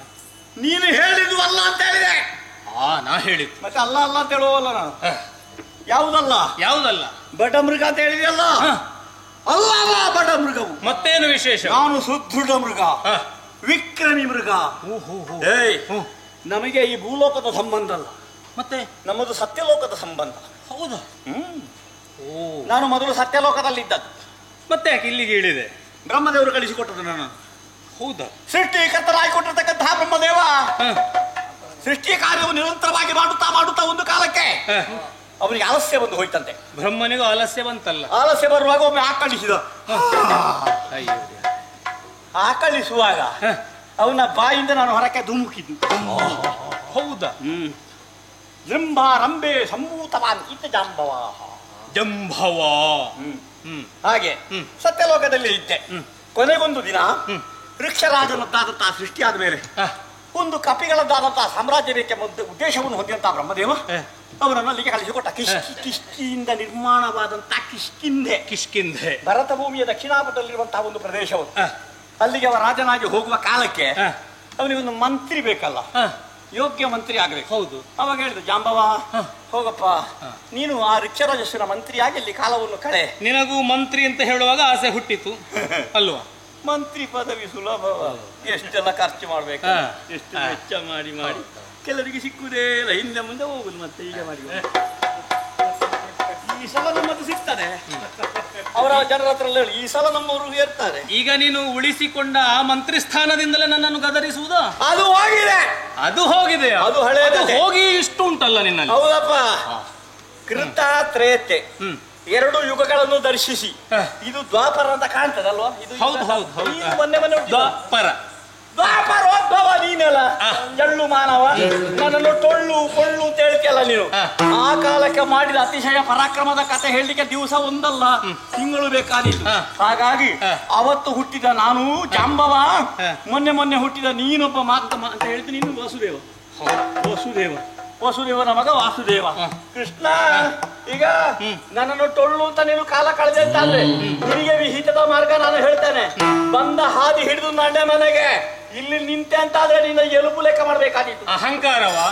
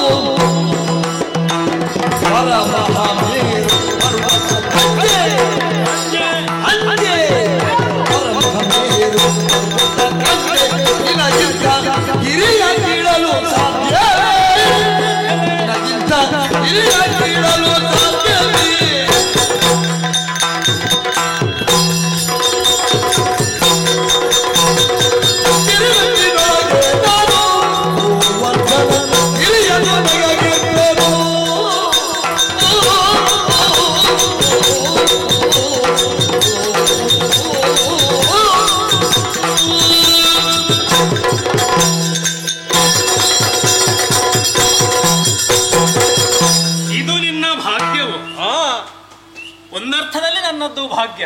ಮಣಿ ಸಿಕ್ಕಿದೆ ಇದು ಭಾಗ್ಯ, ಇದು ಭಾಗ್ಯ. ಕಲ್ಪಿದ್ದು ಸ್ವಲ್ಪ. ನಾನು ಕರಡಿ ಕುಣಿತ ಕಾಣದೆ ಬಹಳ ಸಮಯ ಆಯ್ತು, ಇವತ್ತು ಕಂಡೆ. ಇದು ಕುಣಿಯುವ ಕರಡಿತ ಭಾವಿಸಬೇಡ. ನನಗೆ ಕೋಪ ಅಂತ ಕಾಣ ಸ್ವಲ್ಪ ಕುಣಿದ. ಕೆಲವೆಲ್ಲ ಕುಣಿಸಿ ನಾನು ಕುಣಿತೇನೆ, ಇಲ್ಲಿ ಗೊತ್ತುಂಟಾ? ನಾನು ರಾಮ ಭಜನೆ ಆಗುವಲ್ಲಿ ಕುಣಿ. ಹೌದು, ಸ್ವಲ್ಪ ನಿನಗೆ ಜ್ಞಾಪಕ, ರಾಮ ದೇವರ ಭಜನೆ ಸ್ವಲ್ಪ ನಿನಗೆ ಜ್ಞಾಪಕ ಬಂದಿರಬೇಕು. ಯಾವುದು? ಅದೇ ಕಳೆದದ್ದೆಲ್ಲ. ಹಾಗಾಗಿ ಆ ಕುಣಿತವನ್ನು ನಾ ಕಂಡೆ, ನನಗೂ ಒಂದೊಮ್ಮೆ ಸಂತೋಷ ಆಯ್ತು. ಸಾಮಾನ್ಯ ಮಾನವಯನ್ನು ಹಾಗೆ ಭಾವಿಸಬೇಡ, ಅತಿಮಾನುಷವಾದಂತಹ ಶಕ್ತಿಯನ್ನು ಹೊಂದ ನಾನೇ ನಿನ್ನ ಸಮಕ್ಷದಲ್ಲಿ ನಿಂತಿದ್ದೇನೆ. ನೀನು ಆಗಿಂದ ಅತಿಮಾನುಷ ಅಂತ ಹೇಳಿ ನನಗೆ ಒಬ್ಬ ಮನುಷ್ಯನಾಗೆ ಕಾಣಿಸುವುದು. ಹೌದಾ? ನಮ್ಮ ದೇವರು ಹೇಳಿಕೊಂಡಿದ್ರು ನಾನು ಮನುಷ್ಯನಿದ್ದೇನೆ ಅಂತ. ನಿಜವಾಗಿ ಅವರು ದೇವರು ಮಾಡುವ ಅತಿಶಯವಾದನ್ನು ಮಾಡಿ ತೋರಿಸಿದ್ದಾರೆ. ನನ್ನ ಕಥೆಯನ್ನು ಹೇಳುವುದಕ್ಕೆ ಪ್ರಾರಂಭಿಸಿದ್ರೆ ಇಂದಿನಿಂದ ತೊಡಗಿ 8 ದಿವಸ ಬೇಕಾದೀತು. ಇಷ್ಟು ಸಣ್ಣ ಪ್ರಾಯದಲ್ಲಿ? ಹೌದು. ಅಷ್ಟು ಸುದೀರ್ಘವಾದಂತಹ, ಅಷ್ಟು ಉಪದ್ರ ಕೊಟ್ಟಿದ್ದಾಗಿದೆ. ಮಹಿಮೆಯನ್ನು ವೈಶಿಷ್ಟ್ಯತೆಯನ್ನು ಹೊಂದಿದಂತಹ ಕೃಷ್ಣ ನೀವ. ಈ ಮೊದಲು ನೀನು ಬಹಳ ಹೇಳ್ಬೇಡ, ಒಂದು ಕಥೆ ಹೇಳು ನನಗೆ. ನಿನಗೆ ಒಂದೇ ಸಾಕು. ಗೋವರ್ಧನಗಿರಿಯ ಬುಡದಲ್ಲಿ ಅದೆಷ್ಟೋ ಮಂದಿ ಗೋವುಗಳು ಗೋಪಾಲಕರು ವಾಸಿಸ್ತಾ ಇದ್ದರು. ಅಲ್ಲಿ ನಿಜವಾಗಿ ನಡೆಯಬೇಕಾದದ್ದು ಯಾವ ಪೂಜೆ ಎನ್ನುವ ಹಾಗೆ ನಾ ಹುಟ್ಟಿದ ಬಳಿಕ ತೀರ್ಮಾನ ಮಾಡಿದ್ದೆ. ಅದರ ಪೂರ್ವದಲ್ಲಿ ನಡೆಯುತ್ತಾ ಇದ್ದದ್ದು ಇಂದ್ರನ ಪ್ರೀತ್ಯರ್ಥವಾದಂತಹ ಪೂಜೆ. ಇಂದ್ರನ ಪೂಜೆ ಮಾಡುವುದು ಯಾಕೆ? ಕಾಲ ಕಾಲಕ್ಕೆ ಮಳೆ ಸುರಿಸ್ತಾನೆ, ಬೆಳೆ ಬೆಳೆಯುತ್ತದೆ, ಜನರಿಗೆಲ್ಲ ಬದುಕುವುದಕ್ಕೆ ಅವಕಾಶ ಆಗುತ್ತದೆ. ಹಾಗಾಗಿ ಅನುಗ್ರಹಕಾರಕನಾದ ಮೇಘಾಧಿಪನಾದಂತಹ ಸುಮನಸರ ಒಡೆಯನಾದ ದೇವೇಂದ್ರನ ಪೂಜೆ ಮಾಡಬೇಕು ಅಂತ ಶಾಸ್ತ್ರ. ಹೌದು. ಆದ್ರೆ ಇದನ್ನು ಬದಲಾವಣೆಗೆ ತಂದವನ ಯಾರು? ಅವನಿಗೆ ಬೇಕಾದಂತಹ ಪೂಜೆ ಸರ್ವ ವಿಧದಿಂದಲೂ ಸರ್ವ ಕಡೆಯಿಂದಲೂ ಸಲ್ಲಲ್ಪಡುತ್ತದೆ. ಇಲ್ಲಿ ಪೂಜಾರ್ಹರು ಯಾರು ಎನ್ನುವ ಹಾಗೆ ನಾ ತೀರ್ಮಾನಿಸಿದೆ. ನಿನಗೆ ಪ್ರಾಯ ಎಷ್ಟು ಅವಾಗ? 6-7 ವರ್ಷ ಆಗಿರಬಹುದು. ಅಷ್ಟು ಸಣ್ಣ ಪ್ರಾಯದಲ್ಲಿ ಇಷ್ಟೆಲ್ಲ ಮಾತಾಡ್ತೀನಿ.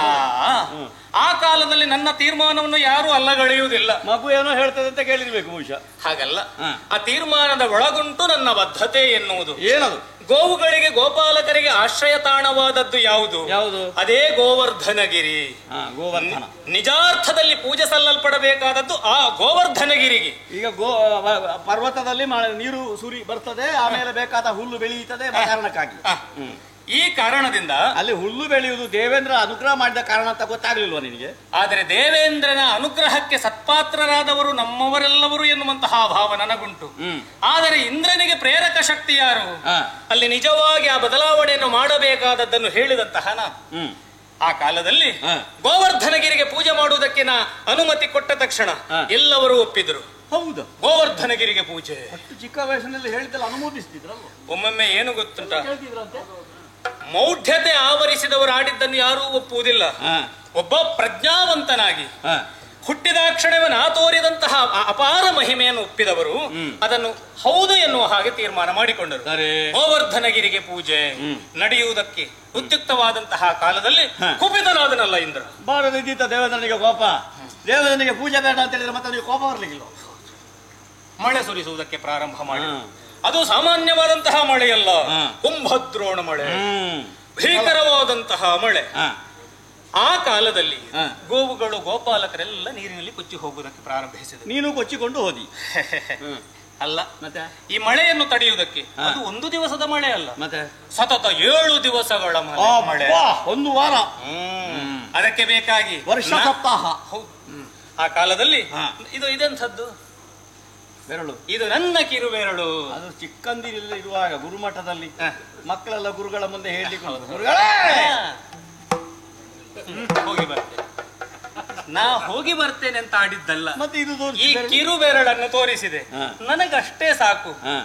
ಆ ಕಿರಿಯ ಬುಡಕ್ಕೆ ಹಾಕಿದೆ, ಎತ್ತಿ ನಿಂತೆ. ಗೋವರ್ಧನಗಿರನ್ನು ಬೆರಳಿನಲ್ಲಿ. ಹೌದು. ಕಿರು ಬೆಟ್ಟವನ್ನು ಕಿರು ಬೆಟ್ಟಿನಲ್ಲಿ ಅರ್ಧ ತಾಸಲ್ಲ, 1 ತಾಸಲ್ಲ, 7 ದಿವಸಗಳ ಕಾಲ, 7 ದಿವಸಗಳವರೆಗೆ ಎತ್ತಿ ಹಿಡಿದೆ. ಶಾಂತವಾಯಿತು. ಆ ಕಾಲದಲ್ಲಿ ಆದದ್ದು ಜ್ಞಾನೋದಯ ಇಂದ್ರನಿಗೆ. ಬಂದ, ಕೆಳಗಿಳಿದು ಬಂದ. ಅಪರಾಧದ ಅರಿವು ಅವನಿಗಾಯಿತು. ಅಷ್ಟೇ ಅಲ್ಲ, ಮತ್ತೆ ಆ ಪರಮ ಪಾವನೆಯಾದಂತಹ ಕಾಮಧೇನುವಿನ ಕೆಚ್ಚಲಿಂದ ಒಸರುವಂತಹ ಹಾಲಿನಿಂದಲೇ ನನಗೆ ಅಭಿಷೇಕ. ಅವ ಏರುವಂತಹ ಐರಾವತದಿಂದ ಗಂಗೆಯ ಮೂಲಕವಾಗಿ ನನಗೆ ಆ ಮೂಲಕವಾಗಿ ಅಭಿಷೇಚನ. ಅಷ್ಟೇ ಅಲ್ಲ, ಗೋವಿಂದರಾಜ ಪಟ್ಟಾಭಿಷೇಕ. ನನಗೆಲ್ಲ ಹೊಸತ್ತಿ ಕಥೆ. ಆ ಕಾಲದಲ್ಲಿ ನಾನು ಆ ರೀತಿಯಾಗಿ ಕಂಗೊಳಿಸಿದವನಿದ್ದೇನೆ. ನೀನು ಗಿರಿ ಗಿರಿ ಅಂತ ಹೇಳುವಾಗ ನಾನು ಆಲೋಚನೆ ಮಾಡುವುದು, ನಾವು ತಿಳಿಯದ ಗಿರಿ ಯಾವುದು ಅಂತ. ಸಪ್ತಕುಲ ಪರ್ವತಗಳ ಬಗ್ಗೆ ಗೊತ್ತಿದೆ ನನಗೆ. ಮೇರು, ಮಂದರ, ಹಿಮಾಲಯ, ಪಾರಿಯಾತ್ರ, ಗಂಧಮಾದನ, ಇದೆಲ್ಲ ಗೊತ್ತುಂಟು. ಇನ್ನು ಗೋವರ್ಧನದ ಹೆಸರು ಆ ಪಟ್ಟಿಯಲ್ಲಿ ಬರುವುದಿಲ್ಲ ಅಂತ. ಹೌದಾ? ಆ ಸಪ್ತಕ್ಕೆ ಸಂಬಂಧಪಟ್ಟದ್ದಲ್ಲ, ಇದು ನಮಗೆ ವಿಶೇಷವಾದಂತಹ ಪರ್ವತ. ಅಂತಹ ಪರ್ವತವನ್ನು ನಾ ಎತ್ತಿ ನಿಂತವ. ನಿಮ್ಮಂಥವರಿಗೆಲ್ಲ ಸಾಧ್ಯವೇನೋ? ಸಾಧ್ಯವೇನೋ? ನನ್ನ ವಿಷಯ ಹೇಳುವುದಿದ್ರೆ ಸ್ವಲ್ಪ ಸ್ವಲ್ಪ ಅಲ್ಲ, ಒಂದು ಶರದಿ ಎಷ್ಟು. ಹೌದಾ? ಶರದಿಗೆ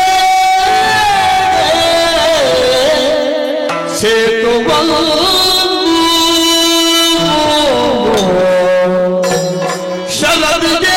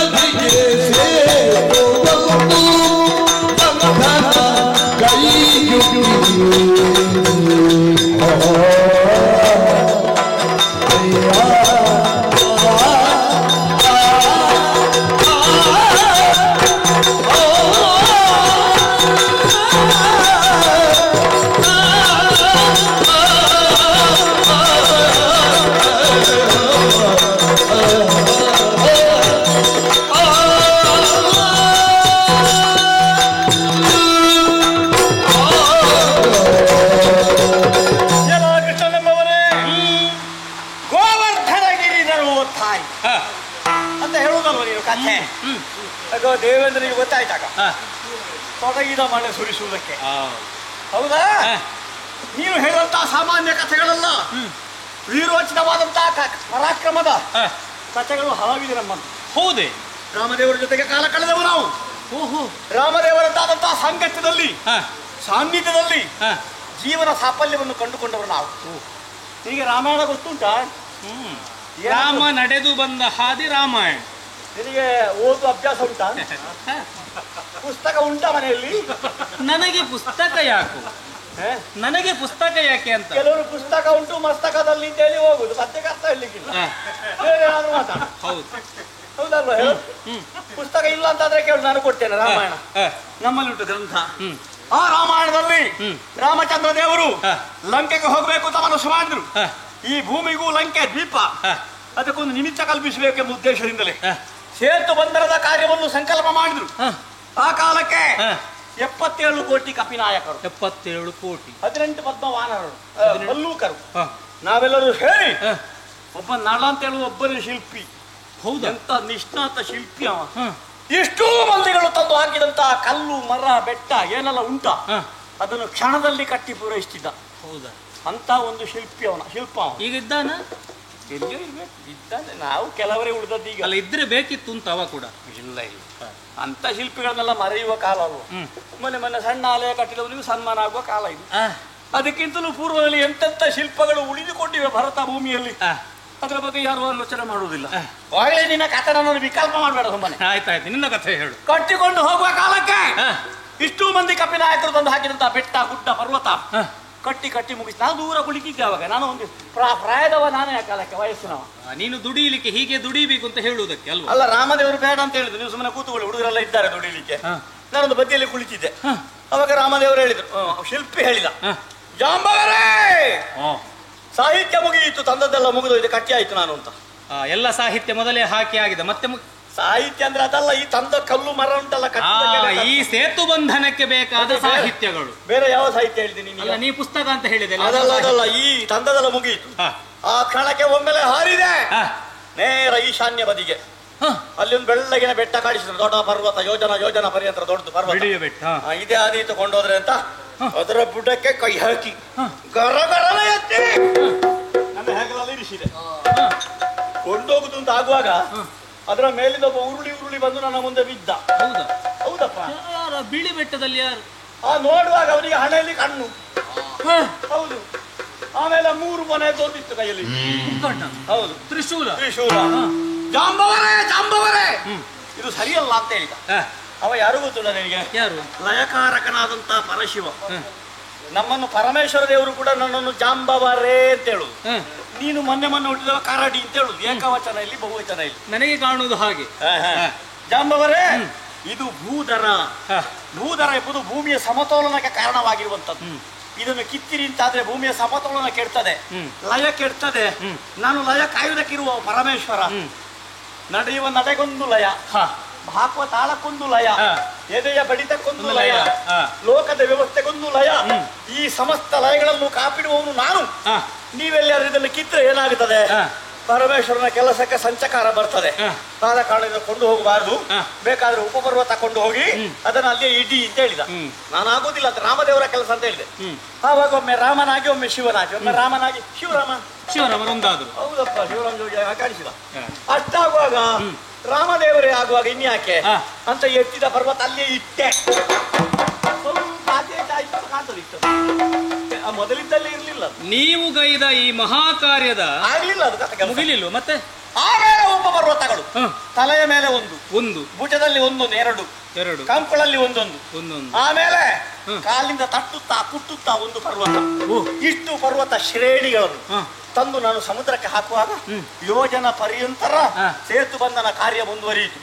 ಇದನ್ನು ನೋಡಿದಂತಹ ಗುಣಗ್ರಾಹಿಯಾದಂತಹ ರಾಮಚಂದ್ರ ದೇವರು ಹೇಳ್ತಾರೆ, ಭಲೇ ಜಾಂಬವರೇ, ಈ ವಯಸ್ಸಿನಲ್ಲಿ ಮಾಡಿದಂತಹ ಸಾಧನೆ ಮೆಚ್ಚತಕ್ಕದ್ದು, ಪರಮ ಸಂತೋಷವಾಯಿತು. ದೇವರೇ, ಅವರಿಂದ ಪ್ರಶಸ್ತಿ ಪಡೆದ ನನಗೆ ನೀನು ಮೊನ್ನೆ ಹುಟ್ಟಿದ. ನೀವು ಹೇಳಿದ ಕಥೆ ಕೇಳಿದ ಬಳಿಕ ಜಾಂಬವಲ್ಲ ಜಾಂಬವರೇ, ನೀವು ಕಥೆ ತಿರುಚಿದಿರಾ ಅಂತ. ಯಾಕೆ? ರಜತಾದ್ರೆ ನೆತ್ತಿ ನಿಂತೀರ. ಹೌದೌದು. ಶಿವ ಬಿಟ್ಟುನ ಉರುಳಿ ನನ್ನ ಮುಂದೆ ಬಂದು ನಿಂತದ್ದು ಜಾಂಬವರೇ ಅಂತ ಹೇಳಿ.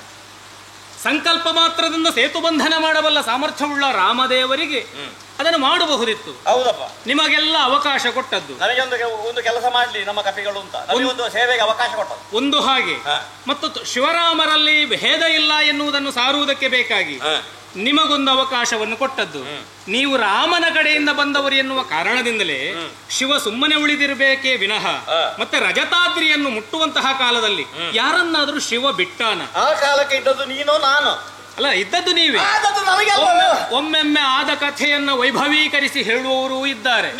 ಈಗ ನಾನೀಗ ಗೋವರ್ಧನಗಿರಿಯನ್ನು ಎತ್ತಿದ ವಿಷಯಕವಾಗಿ ನೀನು ಸಣ್ಣ ಬಾಲ, ನೀ ಅಷ್ಟೇ ಮಾಡಿದ್ದು ಅಂತ ಆಡುವಾಗ ಆ ದನದ ಸಗಣಿ ಮುದ್ದೆ ಉಂಟಲ್ಲ, ಗೋವರ್ಧನಗಿರಿ ಅಂತ ಹೇಳಿ ನೀ ಎತ್ತಿದ ಕಥೆ ಹೇಳಿದ್ದೆ. ಕೊಡೆ ಅಷ್ಟು ದೊಡ್ಡ ಮಳೆ ಆಗುವಾಗ ಸೆಗಣಿ ಮುದ್ದೆ ಉಳಿದೀತ ಜಾಂಬವರೇ, ನಿಮ್ಮ ಪರಾಕ್ರಮದ ವಿಷಯಕವಾಗಿ ಹೇಳಿದ್ರಿ. ಇದೆಲ್ಲ ಹಳೆಯ ಕಥೆ. ಈಗ ಹೊಸತನದಲ್ಲಿ ಏನು ಬೇಕಾದದ್ದು? ನಮ್ಮ ಭುಜಯುಗಗಳಲ್ಲಿ ಸ್ಥಾಪಿತವಾಗಿರುವ ನಿಜ ಸಿರಿಯ ಮೂಲಕವಾಗಿ ನಾವೀಗ ಖ್ಯಾತನಾಮರಾಗಬೇಕು. ನನ್ನ ಭುಜದಲ್ಲಿ ಸಾಮರ್ಥ್ಯ ಇಲ್ಲ ಅಂತ ಭಾವಿಸಿದ್ಯಾ? ಈಗಲೂ ಹೋರಾಡುವ ಕಸು ಜಾಂಬವರಲ್ಲಿ ಜೀವಂತವಾಗಿದೆ. ಸಿಂಹವನ್ನು ಕೆಡಹಿದ ನನಗೆ ನೀನೊಂದು ಗಣನೆ. ನೀವು ಕೆಡಹಿದ್ದು ಸಿಂಹ, ನಾ ವೀರ ಕೇಸರಿ. ನಾನು ಒಂದರ್ಥದಲ್ಲಿ ಸಿಂಹ, ನಿಮ್ಮ ಎದೆಯನ್ನು ಸೀಳಬಲ್ಲ ಸಿಂಹ ನಾನು. ಕೊಡುವುದಿದ್ರೆ ಕಾಳಗ ಕೊಡಿ.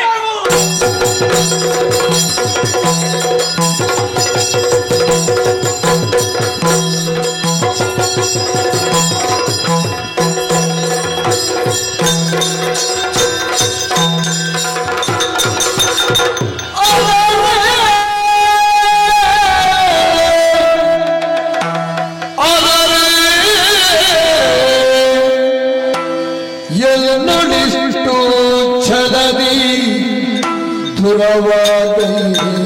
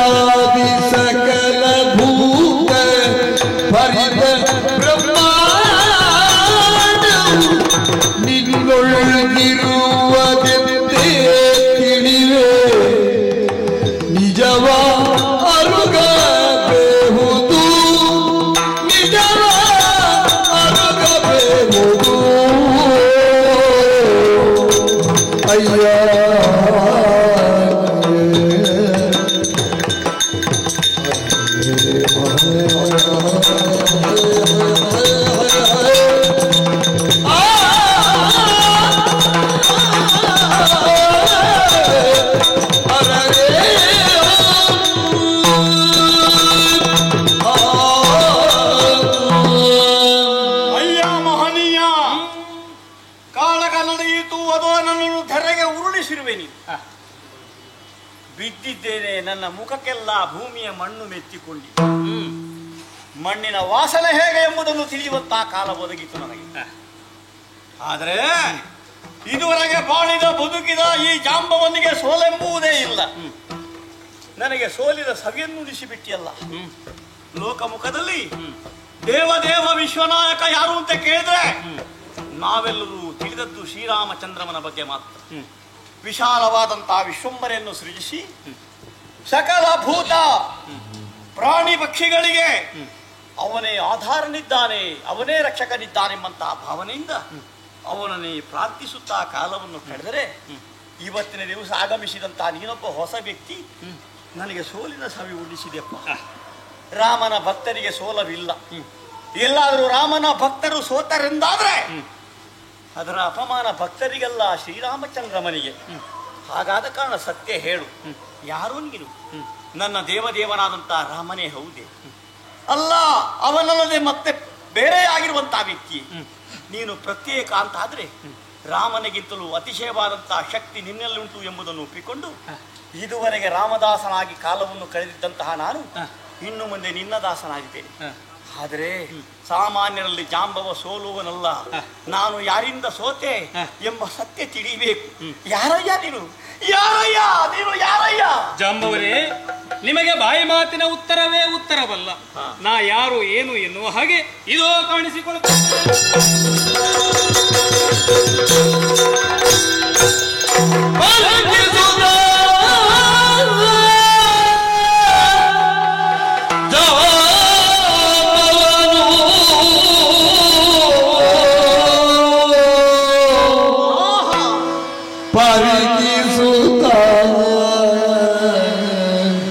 ಜಾಂಬವನೋ ನೇತ್ರದಿ ಸುರಿಸುತ್ತಾಶ್ರುವನು ತರತರಿಸಿ ಬದಡಿಗೆರಗಿ ಬದಡಿಗೆರಗಿ ಕರಗಳ ಮುಗಿದು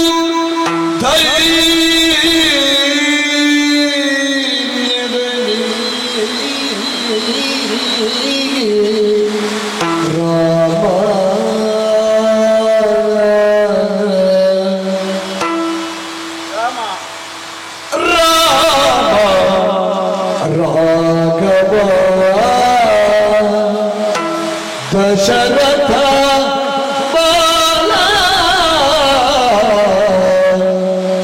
ರಾಮ ರಾಘವ ದಶರಥ ಬಾಲ ಜಯ ಶ್ರೀರಾಮ ರಾಮ ರಾಘವ ದಶರಥ ಬಾಲ.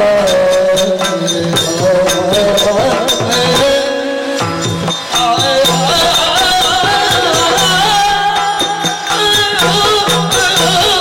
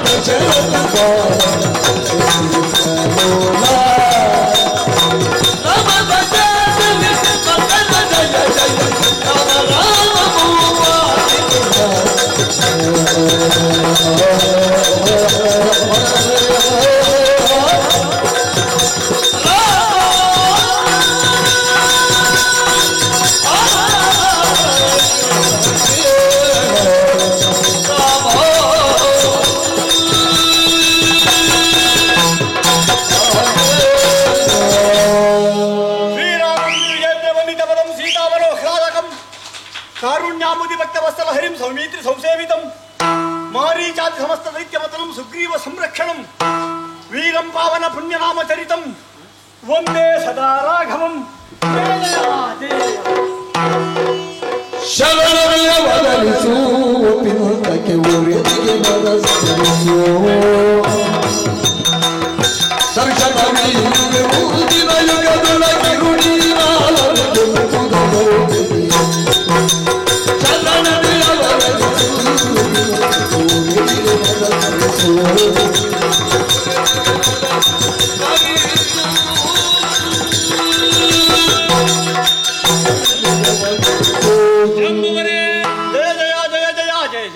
ಆ ದಿವಸ ಕಾಣಿಸಿದಂತಹ ಭಕ್ತಿ ಪಾರಮ್ಯವನ್ನು ಈ ಕಾಲದಲ್ಲಿ ನಾ ಕಂಡೆ. ರಾಮ ನಿರ್ಯಾಣ ಕಾಲದಲ್ಲಿ ನಿಮ್ಮ ಕಣ್ಣಂಚಿನಲ್ಲಿದ್ದದ್ದು ಎಂತಹ ಅಶ್ರುಗಳು ಎನ್ನುವ ಹಾಗೆ ನಾ ತಿಳಿದಿದ್ದೆ. ಆದರೆ ಈ ದಿವಸ ನನ್ನನ್ನು ಕಂಡಾಗ ನಿಮ್ಮಿಂದ ಬರುತ್ತಾ ಇರುವುದು ಆನಂದ ಬಾಷ್ಪ. ಪರಿಪೂರ್ಣನಾಗಿ ನನ್ನನ್ನು ಕಂಡ ತಕ್ಷಣದಲ್ಲಿ ಪಾದಕ್ಕೆರೆದವರು ತಾವು. ನನ್ನನ್ನು ಬೈದೆ, ಭಂಗಿಸಿದೆ, ಘಾತಿಸಿದೆ ಎನ್ನುವಂತಹ ಚಿಂತೆ ಬೇಡ. ಭಕ್ತಾದೀನಂ ದೈವತಂ ಎನ್ನುವಂತಹ ಮಾತೊಂದಿದೆ. ಭಕ್ತರ ವಚನವನ್ನು ದಿಟಗೊಳಿಸಬೇಕಾದದ್ದು ದೇವನಿಗೂ ಕರ್ತವ್ಯ. ಈ ಕಾಲದಲ್ಲಿ ಅದನ್ನು ಸತ್ಯವಾಗಿಸುವುದಕ್ಕೆ ಬೇಕಾಗಿ ಸತ್ಯಂ ವಿಧಾತುಂ ನಿಜಭೃತ್ಯ ಭಾಷಿತಂ. ಈ ಕಾಲದಲ್ಲಿ ಹೇಳಿ ಬಿಡ್ತಾನೆ, ಈಡೇರಿಸೋಣ ದೇವರಿಗೆ. ಹೌದು, ಸದಾ ತನ್ನ ಚರಣ ಸೇವಕನಾಗಿರಬೇಕು, ಯುಗ ಯುಗದಲ್ಲೂ ನಿನ್ನ ದರ್ಶನ ಭಾಗ್ಯ ತಮಗೆ ಬೇಕು ಎನ್ನುವ ಹಾಗೆ ಹಂಬಲಿಸಿದವರು ತಾವು. ಅದಕ್ಕೆ ರಾಮದೇವರಾಗಿ ಬರ್ಬೋದಿತ್ತಲ್ಲ ಸ್ವಾಮಿ, ನೀನು ಕೃಷ್ಣನಾಗಿ ಬಂದದ್ಯಾಕೆ? ನನಗೆ ಕೃಷ್ಣನನ್ನು ನೋಡಿದ್ರೆ ಆಗುದಿಲ್ಲ. ಈ ರೀತಿಯ ಘಟನೆಯನ್ನು ಘಟಿಸಬೇಕಿತ್ತು. ಈ ಕಾಲದಲ್ಲಿ ನಾ ಅರಸಿ ಬಂದದ್ದು ಶಮಂತಕ ರತ್ನವನ್ನು. ಸರಿ, ಸತ್ರಾಜಿತ ಪೂಜಿಸಿ ಪಡೆದಂತಹ ದಿನಮಣಿಯಿಂದ ಪ್ರದತ್ತವಾದಂತಹ ಮಣಿ ಅವನ ತಮ್ಮನಾಗಿರುವಂತಹ ಪ್ರಸೇನ ಧರಿಸಿಕೊಂಡು ಬಂದ. ಶುಚಿತ್ವವುಳ್ಳವರು ಮಾತ್ರ ಧರಿಸಬೇಕಾದದ್ದು. ತ್ರಿಕಾಲದಲ್ಲಿ ಅದಕ್ಕೆ ಪೂಜೆ ಸಲ್ಲಲ್ಪಡಬೇಕಿತ್ತು. ಅದನ್ನು ಬೇಟೆಗಾಗಿ ಧರಿಸಿ ಬಂದ ಕಾರಣವೇ ಅವನ ಅಳಿವಾಯಿತು ಎನ್ನುವಂತಹ ಸತ್ಯ ಈಗ ನನಗೆ ಅರ್ಥವಾಗುತ್ತಾ ಉಂಟು. ಒಟ್ಟು ದೇವರು ಕೊಟ್ಟಿದ್ದಾರೆ ಅಂತ ಬೇಟೆಗೆ ಹೋಗುವಾಗೆಲ್ಲ ಕೊಟ್ಟು ಕಳಿಸುವುದು. ಅವನು ಧರಿಸಿದ ಪರಿಣಾಮವಾಗಿ ಅವನ ಅಳಿವಾಯಿತು. ಆ ಶಮಂತಕ ರಕ್ತದ ಕಾರಣದಿಂದಲಾಗಿ ನನಗೂ ಒಂದು ಅಪವಾದ ಬಂದಿತ್ತು. ಏನು ಸ್ವಾಮಿ? ಆ ಅಪವಾದದಿಂದ ನಾ ಮುಕ್ತನಾಗಬೇಕು. ಆ ಪ್ರಸೇನನನ್ನು ಕೊಂದವ ನಾನು, ಶಮಂತಕ ರತ್ನವನ್ನು ಅಪಹರಿಸಿದವ ನಾನು ಎನ್ನುವಂತಹ ಅಪವಾದದಿಂದ ಮುಕ್ತನಾಗುವುದಕ್ಕೆ ಬೇಕಾಗಿ ಈ ಅರಸುವಿಕೆ. ಪರಿಣಾಮವಾಗಿ ತಾವು ಕಂಡಿರಿ. ನನಗೂ ನಿಮಗೂ ಯುದ್ಧ ಸಂಘಟಿಸುವುದಕ್ಕೂ ಒಂದು ಬಲವಾದ ಕಾರಣ ಇದೆ. ಏನು? ರಾಮಾಯಣ ಕಾಲದಲ್ಲಿ ಹಲವು ಯುದ್ಧಗಳನ್ನು ತಾವು ಕಣ್ತುಂಬಿಸಿಕೊಂಡವರು. ಸಾಗರೋ ಸಾಗರೋಪಮಃ, ಗಗನೋ ಗಗನಾಕಾರಂ, ರಾಮ ರಾವಣಯೋರ್ ಯುದ್ಧಂ ರಾಮ ರಾವಣಯೋರಿವ. ಮತ್ತೊಂದು ಯುದ್ಧ ಆಗ್ಲಿಕ್ಕೆ ಸಾಧ್ಯ ಇಲ್ಲವೇ ಇಲ್ಲ. ಬಿಡುಗಣ್ಣರು ಬಿಡುಗಣ್ಣರಾಗಿ ಅದನ್ನು ಕಣ್ತುಂಬಿಸಿಕೊಂಡವರು. ಆ ಕಾಲದಲ್ಲಿ ನನ್ನ ಹಣೆಯಲ್ಲಿ ಒಂದು ಹನಿ ಬೆವರು ಕೂಡ ಇಳಿದಿರಲಿಲ್ಲ. ತಾವದನ್ನು ಗಮನಿಸಿದವರು. ತಾವೊಂದು ಮಾತಾಡಿದ್ದೀರಿ ಆವಾಗ, ಹೋರಾಡುವುದಿದ್ದರೆ ರಾಮನಂಥವರಲ್ಲಿ ಹೋರಾಡಬೇಕು. ರಾವಣನ ನಾಶ ಮಾಡಿದ ಮೇಲೆ ನೀವೇ ಕೇಳಿದು ನನ್ನ ದೇವರೇ, ಹೇಗೆ ಯುದ್ಧ? ಇದೆಲ್ಲ ಎಂತ ಯುದ್ಧ ಸ್ವಾಮಿ? ಎಲ್ಲಿಯಾದ್ರೂ ಯುದ್ಧ ಮಾಡುವುದಿದ್ರೆ ವಸಿಷ್ಠ ವಿಶ್ವಾಮಿತ್ರರ ಶಿಷ್ಯನಾದ, ಅಪ್ರತಿಮ ಬಿಲ್ಗಾರನಾದ, ಪುರುಷೋತ್ತಮನಾದ ನಿನ್ನಲ್ಲಿ ಒಂದು ಕೈ ನೋಡುದಿದ್ರೆ ಅಂತ ನಾನು. ನೀವು ಆವತ್ತು ಹೇಳಿದ್ದೀರಿ ನನಗೊಂದು ಹಣಕ್ಕಾದ್ರೂ ಒಂದು ಕಾಳಗ ಮಾಡ್ಬೇಕು ಅಂತ ಇತ್ತು ದೇವರ ಕಾಲಕ್ಕೆ. ಆವಾಗ ಅದನ್ನು ನಗುವಿನಲ್ಲೇ ನಾ ಕಳೆದೆ. ಈಗೆಲ್ಲ ಸಾಧ್ಯ ಇಲ್ಲ. ಆವಾಗಾದ್ರೂ ನೋಡ್ತಿದ್ದೆ. ಎಂಥ ಸಾಧ್ಯ ಇಲ್ಲ. ಎದೆಯುಬ್ಬಿಸಿ ಹೋರಾಟ ಮಾಡಿದವರು ತಾವು. ತಮ್ಮ ಪರಾಕ್ರಮದ ಪರಿಚಯವನ್ನು ನನಗೆ ಈ ಕಾಲದಲ್ಲೂ ಮಾಡಿಕೊಟ್ಟವರು. ನಾನು ಕೇಳಿದ್ದೆ ಯಾವಾಗ? ಕಳೆದ ಯುಗದಲ್ಲಿ. ಹೌದು, ದೇವರಲ್ಲಿ ಕೇಳಿದ್ರೆ ದೇವರು ಕೊಟ್ಟೇ ಕೊಡ್ತಾರೆ. ಆದ್ರೆ ಕಾಯ್ಬೇಕು, ಕಾಲ ಕಾಯ್ಬೇಕು. ಇದು ಇವತ್ತಿಗೆ ಹೇಳಿ ಇವತ್ತೇ ಸಿಕ್ಬೇಕು ಅಂತಾದ್ರೆ ಆಗುದಿಲ್ಲ ಅಂತ. ಆವತ್ತು ಕೇಳಿದ್ದೀರಿ, ಇವತ್ತದನ್ನು ನಾ ಪ್ರಸಾದಿಸಿದೆ. ದೇವರ ಸಾಕ್ಷಾತ್ಕಾರ ಆಗ್ಬೇಕು ಅಂತಂದ್ರೆ ಬಹಳ ಸಾಧನೆ ಬೇಕು, ಕಷ್ಟಪಡಬೇಕು. ಜಾಂಬವರೇ, ನನ್ನ ಕಥೆ ಹಾಗಾಯ್ತು. ನಿಮಗೀಗ ಅಪವಾದ ಬಂದಿದೆ. ಹೌದೌದು, ಅಪವಾದಕ್ಕೆ ಹೆದರುತ್ತಾ ಇದ್ದವರು ರಾಮದೇವರು ಒಂದು ಕಾಲದಲ್ಲಿ. ಹಾಗಾಗಿ ಅಲ್ಲೋ ಮಾತೆ ಆದ ಸೀತಾದೇವಿಯನ್ನು ಬಿಟ್ಟದ್ದು. ಬಾಣಕ್ಕೆ ಇದಿರಿಲ್ಲ, ಆಣೆಗೆ ಇದಿರಿಲ್ಲ, ರಾಮನ ವಾಣಿಗೆ ಇದಿರಿಲ್ಲ. ಆದ್ರೆ ರಾಮ ಹೆದರುವುದು ಅಪವಾದಕ್ಕೆ ಮಾತ್ರ. ಖ್ಯಾತರಿಂಗ ಅಪವಾದ ತಪ್ಪದು. ಈ ಯುಗದಲ್ಲಿ ಒಂದು ಅಪವಾದ ಬಂತ. ಹೌದು ದೇವರು. ಅದಕ್ಕೆ ಬೇಕಾಗಿ ಶಮಂತಕ ರತ್ನವನ್ನು ತಾವು ತಂದಿದ್ದೀರಿ. ಇವತ್ತು ನಿನ್ನೆವನ ಸ್ವಾಮಿ, ಇವತ್ತು ನಿನ್ನೆವನ.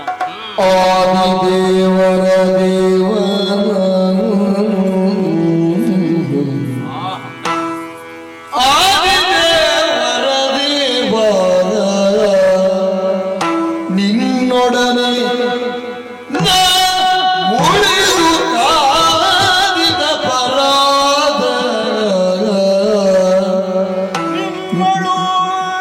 ಮುಳಿದು ನಾ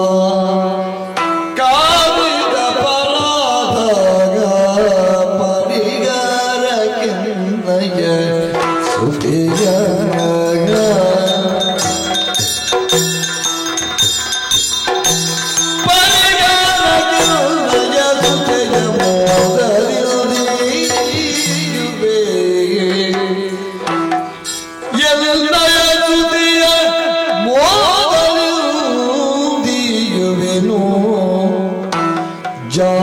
ಜಾಂಬವತಿಗೆಂಬಿವಳ ಸಾದರದೆ ಸ್ವೀಕರಿಪುದು ಜಾಂಬವತಿ ಎಂಬಿವಳ ಸಾದರದಿ ಸ್ವೀಕರಿಪುದು ಪಾದ ದರ್ಶನದಿಂದ ಧನ್ಯತಾ ಪಾದ ದರ್ಶನದಿಂದ ಧನ್ಯತಾ ಶ್ರೀಧವಂಗಾತ್ಮಜೆಯ ಮಣಿಸಗಿದ ಲಭಿಸಲು ಖೇದ ಪಡದಿರು ಸುಖದಿ ಪಾಡಿನುತ ಶ್ರೀಗರಿಯ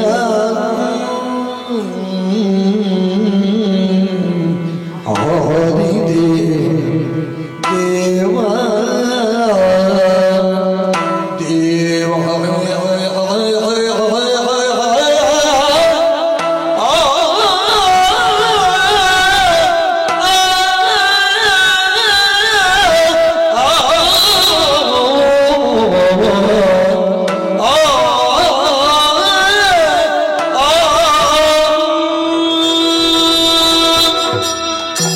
ಶ್ರೀಪತೆ ಜಾಂಬವರೇ. ಮಾಧವ, ಆದಿದೇವರ ದೇವ ನೀನು ಪ್ರಭು. ನಿನ್ನಲ್ಲಿ ಮುಳಿದು ಯುದ್ಧ ಮಾಡಿದ್ದು ಅಪರಾಧವೇ. ತಿಳಿಯದೆಯೋ ತಿಳಿದೋ ಒಟ್ಟಿನಲ್ಲಿ ನಿನ್ನನ್ನು ಬೈದಿದ್ದೇನೆ, ಭಂಗಿಸಿದ್ದೇನೆ, ಹೊಡೆದಿದ್ದೇನೆ. ಒಬ್ಬ ಸಾಮಾನ್ಯ ಕಿಂಕರನಾದ ನಾನು ಅಷ್ಟು ಮಾಡಿದ್ದು ತಪ್ಪೆ. ನನ್ನ ಚಿತ್ತಕದ ಹೊಳಿತಾ ಇದೆ, ಅಪರಾಧ ಮಾಡಿಬಿಟ್ಟೆ. ಈ ಅಪರಾಧಕ್ಕೆ ಏನಪ್ಪ ಪ್ರಾಯಶ್ಚಿತ್ತ? ನೀನು ಏನು ಬೇಕಾದ್ರೂ ಸಮರ್ಥನೆ ಕೊಡಬಹುದು, ನನ್ನನ್ನು ಸಮಾಧಾನ ಪಡಿಸಬಹುದು. ಯಾಕಂದ್ರೆ ಕಿಂಕರರ ಬಗ್ಗೆ ಅತ್ಯಂತ ಪ್ರೀತಿ ಉಳ್ಳವರೇನು ಸ್ವಾಮಿ. ಅಪರಾಧಕ್ಕೆ ಏನು ಕೊಡೋಣ? ಮಣಿ ಹೇಗೂ ನಿನ್ನದ್ದೇ, ನಿನಗೆ ಸಂಬಂಧಪಟ್ಟ. ನೀನು ಇದನ್ನು ಮಣಿ ಕೊಡ್ತೇನೆ, ಅಪವಾದ ದೂರ ಸ್ವೀಕರಿಸಿದ್ದೆ. ಆದ್ರೆ ಹೋರಾಟ ಮಾಡಿದ ಒಂದು ತಪ್ಪುಂಟಲ್ಲ, ಅದಕ್ಕೆ ನನ್ನಲ್ಲಿ ಸಂಗ್ರಹವಾಗಿ ಅಂತ ಸ್ವಲ್ಪ ಜೇನುಂಟು ಬೇಕಾದ್ರೆ. ಅಷ್ಟೇ. ಯಾಕೆ ಸುಮ್ಮನೆ ನನ್ನ ಮಗಳಾದಂತ ಜಾಂಬವತಿ ಇವಳನ್ನು ನಿನಗೆ ಒಪ್ಪಿಸ್ತಾ ಇದ್ದೆ. ಜಾಂಬವರೇ, ನನ್ನನ್ನು ಗಮನಿಸಿದವರು, ನನ್ನ ರೂಪವನ್ನು ಕಣ್ತುಂಬಿಸಿಕೊಂಡವರು ತಾವು. ಶ್ರೀರಾಮನೆಂಬ ಭಾವದಿಂದಲೇ ಸ್ವೀಕರಿಸಿದವರು. ರಾಮ ಏಕಪತ್ನಿ ವ್ರತಸ್ಥನ, ಕೃಷ್ಣ ಬಹುಪತ್ನಿ ವಲ್ಲಭ. ಜಾಂಬವರೇ, ಬಿಲ್ಲು ಧರಿಸಿದರೆ ರಾಮ, ಚಕ್ರ ಹಿಡಿದ್ರೆ ಕೆಳಗೆ ಹಾಕಿ ಚಕ್ರ ಹಿಡಿದ್ರೆ ಜಾಂಬವರೇ. ಎಷ್ಟು ಸುಲಭ ಇದು ದೇವರಿಗೆ. ನಿಮ್ಮಲ್ಲಿ ನನಗೆ ಜಾಂಬವಂತನಿಗೆ ಹನುಮಂತ ಆಗಬೇಕು ಅಂತಂದ್ರೆ ಆಗುದೇ ಇಲ್ಲ ಅಂತ. ಜಾಂಬವರೇ, ನಾನು ಎಲ್ಲಿ ಹೋದ್ರು? ಜಾಂಬವರೇ, ನಿಮ್ಮಲ್ಲಿ ಒಂದೇ ಹೆಣ್ಣು ಇರುವುದಾ? ಯಾರು? ಅಲ್ಲ, 1000 ಇದ್ರೆ ಇನ್ನು ಕಳುಹಿಸಬಹುದು. ಅದು ಈ ದಿವಸ ಕಳುಹಿಸಬಹುದು. ನಿರ್ಬಂಧ ಇಲ್ಲ. ಇಲ್ಲ, ಅಲ್ಲ, ನನಗಿಲ್ಲ, ನನಗೆ ಯಾವ ನಿರ್ಬಂಧವೂ ಇಲ್ಲ. ಇನ್ನೆಷ್ಟು ಕಳಿಸಿದ್ರು ನಾ ಮದುವೆ ಆಗ್ತದೆ. ಎಲ್ಲಿನ ಮಕ್ಕಳು ಸ್ವಾಮಿ ಹಾಗೆ. ಇದು ನಿಮ್ಮ ಮಗುವಿನ ಕಥೆ ಅಲ್ಲ. ನೀವು ಮದುವೆಗೊಂದು ಸೂಚನೆಯೇ ಕೊಡ್ಲಿಲ್ಲ, ಹೇಳಲಿಲ್ಲ, ಹೇಳಿಕೆ ಇಲ್ಲ. ಈ ಮುದಿ ಕರಡಿಗೆ ಹೆಣ್ಣು ಕೊಡುವವರು ಯಾರಿದ್ದಾರೆ? ಸುಮ್ಮನೆ ಜಾಂಬವ ತರಳ ಅಂತ ಪದ್ಯ ಕೇಳಿದ್ದೇನೆ. ಮದುವೆ ನಾನು ಬ್ರಹ್ಮಚರ್ಯದಲ್ಲೇ ಇದ್ದೇನೆ. ಜಾಂಬವತಿ ನಾನು ಸಾಕಿದ್ದು ಅಂತ, ನನ್ನ ಸಾಕು ಮಗಳು. ಹೌದಾ? ಕೆಲವು ಕಾಲಗಳು 17 ವರ್ಷ ಆದಿತ್ತಲ್ಲ ಮಗ. ಇವಳಿಗೆ ಗೊತ್ತು, ನಾನು ಕರ್ಕೊಂಡು ಹೋದ. ನಿನಗೆ 17 ಆಯ್ತಲ್ಲ ಈಗ. ಅದೇ 17 ವರ್ಷಕ್ಕ ಹಿಂದೆ ಕಾಡಲ್ಲಿ ಸಂಚಾರ ಮಾಡ್ತಾ ಹೋಗುವಾಗ ಹೆಣ್ಣು ಒಬ್ಬಳು ತಾಯಿ ಚಿಕ್ಕ ಮಗುವನ್ನು ಎತ್ತಿಕೊಂಡು ಬಂದಳು. ಇವಳೇ ಅವಾಗ ಚಿಕ್ಕ ಮಗು ಅಂತ ಏನೋ ಬಾಯಾರಿಕೆ ಆಯ್ತಾ ತಾಯಿಗೆ. ಮರದ ಬುಡದಲ್ಲಿ ಮಗುವನ್ನು ಇರಿಸಿ ನೀರಿಗೆ ಇಳಿದಳು ನೀರು ಕುಡಿಲಿಕ್ಕೆ. ನೆಗಳೊಂದು ಮೇಲೆದ್ದು ಬಂದು ತಾಯಿಯನ್ನು ಎಳ್ಕೊಂಡು ಹೋಯ್ತು ಸಮುದ್ರ ನೀರಿನ ಆಳಕ್ಕೆ. ಮತ್ತೆ ನೀರೆಲ್ಲ ರಕ್ತ ಸಿಗ್ತಾ ಇತ್ತು. ಬಹುಶಃ ಮೊಸಳೆ ತಿಂದಿತ್ತು ಅಂತ ಕಾಣ್ತದೆ. ಈ ಮಗು ಅಳ್ತಾ ಇತ್ತು. ಆ ದಾರಿಯಲ್ಲಿ ನಾನು ಬಂದೆ. ನನಗೊಂದು ಏನೋ ಅಲ್ಲ, ನಾವು ರಾಮದೇವರ ಜೊತೆಗಿದ್ದವರಲ್ಲ, ಕರುಣೆ ಮೂಡಿತ್ತು ಅಂತ ನಿನ್ನ ಅನುಗ್ರಹದಲ್ಲಿ. ಮಗುವನ್ನು ಎತ್ತಿಕೊಂಡು ನಾನು ಸಾಗಿದೆ. ಅಷ್ಟಾಗ ಒಬ್ಬರು ಮಹಾತ್ಮರು ಬಂದು ಹೇಳಿದ್ರು, ಜಾಂಬವ ಆಗ್ರಿಯ, ಸೂರ್ಯವಂಶ ವಂಶದ ಕೊನೆಯ ಕುಡಿ ಇದು. ಇದನ್ನು ಸಾಕುವ ಒಂದು ಹೊಣೆ ನಿನಗೆ ಬಂತು ನೋಡು. ಚೆನ್ನಾಗಿ ಸಾಕು, ಯೋಗ್ಯ ಕಾಲಕ್ಕೆ ಪಡಿಬೇಕಾದವನೇ ಬರ್ತಾನೆ ಅಂತ ಒಂದು ಭರವಸೆ ನೀಡಿದ್ರು. ಹಾಗೆ ಕರ್ಕೊಂಡು ಬಂದೆ. ಸೂರ್ಯವಂಶ ವರಿಷ್ಠನಾದ ನಿನ್ನ ಸೇವೆ ಮಾಡಿದ್ದಕ್ಕೆ ಸೂರ್ಯವಂಶದ ಒಂದು ಕುಡಿಯನ್ನು ಸಾಕುವ ಒಂದು ಅರ್ಹತೆ ಬಂತು ನನಗೆ. ನಿಮ್ಮದು ವರ್ತಮಾನದ ವಂಶ ಯಾವುದು ಅಂತ ಹೇಳ್ಬಹುದಾ? ಆವಾಗ ಕೇಳಿದ್ದಳು ಅವಳು, ನನ್ನ ನಾಡಿದ್ದು ಹೇಗೆ? ಕಳ್ಳ ಕಳ್ಳನಲ್ಲ, ನಾನಲ್ಲ ಎನ್ನುವ ಹಾಗೆ ನೀವೇ ಇವಾಗ ಸೂಚಿಸಿದ ಹಾಗಾಯಿತು. ಈ ಕಾಲದಲ್ಲಿ ಅವಳನ್ನು ಮದುವೆಯಾಗುವುದಕ್ಕೆ ನಾ ಸುಯೋಗ್ಯ ಎನ್ನುವುದರಲ್ಲಿ ಯಾವುದೇ ಸಂದೇಹ ಇಲ್ಲ. ನೋಡಿ, ಜಗತ್ಪತಿಯಾದಂತಹ ನೀನೇ ಆಕೆಗೆ ಪತಿ ಆಗಬೇಕು. ಹಾಗಾಗಿ ಸ್ವೀಕರಿಸಬೇಕು. ಸ್ವೀಕರಿಸಿ ನನ್ನ ಅಪರಾಧಗಳೆಲ್ಲವನ್ನು ಕ್ಷಮಿಸಬೇಕು. ಮಗಳೇ, ನನ್ನೊಟ್ಟಿಗೆ ಸಾಕು ಮಗ. ನಿನಗೆ ಹೊಸ ಹೊಸ ವಸ್ತು ಬೇಕು. ಮತ್ತೆ ಈ ಜೇನೆಲ್ಲ ತಂದ್ರೆ ಸಾಕಾಗುವುದಿಲ್ಲ ನನಗೆ. ಕಾಡಲ್ಲಿ ತಿರುಗಾಡಿ ಸಾಕಾಗುತ್ತದೆ. ಅವ ಜಗತ್ಪತಿ ಇದ್ದಾನಿನ ಉದ್ಧಾರಕರ್ತೃ. ಅವನ ಜೊತೆಗೆ ಹೋಗಿ ಅವನ ಸೇವೆ ಮಾಡಿ ಆ ಜೇನಿನಲ್ಲಿ ಸಾರ್ಥಕ್ಕೆ ಏನು ಎಂಬುದನ್ನು ತಿಳಿದುಕೋ. ಆ ಜೇನಿನ ಮೂಲಕ ಇಷ್ಟು ದೇಹ ಬೆಳೆಸುವ ಹಾಗೆ ಮಾಡಿದ್ದೀರಿ. ಇನ್ನು ನಮ್ಮಲ್ಲಿರುವುದು ಮೊಸರು, ಬೆಣ್ಣೆ, ಹೇಗಾದೀತು ಇರುವಂತದ್ದೇ. ಸ್ವಾಮಿ, ಕರ್ತವ್ಯ ಎಲ್ಲ ಇನ್ನೊಬ್ಬ ಇದ್ದಾನೆ ಹುಡುಗ, ಮೊನ್ನೆ ಸಿಕ್ಕಿದ. ಇವರೆಲ್ಲ ಮಕ್ಕಳನ್ನು ಪಡೆಯುವುದು, ಕಾಡಿನಲ್ಲಿ ಬಿಟ್ಟು ಹೋಗುದು. ನನ್ನದೊಂದು ಅನಾಥಾಶ್ರಮ ಇದ್ದಾಗ ಕರ್ಕೊಂಡು ಸಾಕು. ಒಳ್ಳೇದು. ಅವನನ್ನು ಕರ್ಕೊಂಡು ಹೋಗ್ಬೇಕು ನೀವು ಸಲ. ಆಯ್ತು. ನನಗೆ ಒಂದು ಕೋರಿಕೆ ಉಂಟು. ಏನು ತಮ್ಮ ಅಪೇಕ್ಷೆ? ಸಾಕು ಸ್ವಾಮಿ, ನನಗೆ ಅಯ್ಯೋ ಒಂದು ಮುಕ್ತಿ ಕೊಟ್ಟು ಬಿಡು. ತಾವು ಹಾಗೆ ಕೈವಲ್ಯ ಪದವಿ ಸೇರುವುದಕ್ಕೊಂದು ಮುಕ್ತಿ. ಅಯ್ಯೋ, ಈ ಕಾಲದಲ್ಲಿ ಅದನ್ನು ತಾವು ನನ್ನ ಸಮಕ್ಷದಲ್ಲಿ ಆಶಿಸಕೂಡದು. ಬಹುಕಾಲ ನನ್ನ ನಾಮಾವಳಿಯನ್ನು ಉಚ್ಚರಿಸುತ್ತಾ ಪ್ರಪಂಚ ಮುಖಕ್ಕೆ ಕೊಡುಗೆಯಾಗಿ ತಾವು ಅದೆಷ್ಟೋ ಕೊಡುಗೆಯನ್ನು ಕೊಡಬೇಕಾದದ್ದು ಇದೆ. ಹಾಗಾಗಿ ಈ ಕಾಲದಲ್ಲಿ ಮುಕ್ತಿ ಬೇಕು ಎನ್ನುವಂತಹ ಆಶಯವನ್ನು ತನ್ನಲ್ಲಿ ತೋಡಿಕೊಳ್ಳಬಾರದು. ತಮಗೆ ಸುದೀರ್ಘವಾದಂತಹ ಬದುಕುಂಟು ಸ್ವಾಮಿ. ರಾಮಾನುಗ್ರಹವಿರಲಿ. ಮಗಳೇ, ನೀನು ಅಲ್ಲಿ ನಿಂತ್ರೆ ನನಗೊಂದು ಸೀತಾರಾಮರಾಗೆ ಆಯ್ತಲ್ಲ. ನಾನು ಹೇಗೆ ಹೋಗುತ್ತೇನೆ. ಹೋಗುವ ಮೊದಲು ನನ್ನ ಸಂತೋಷಕ್ಕೆ ಒಂದು ಭಜನೆ.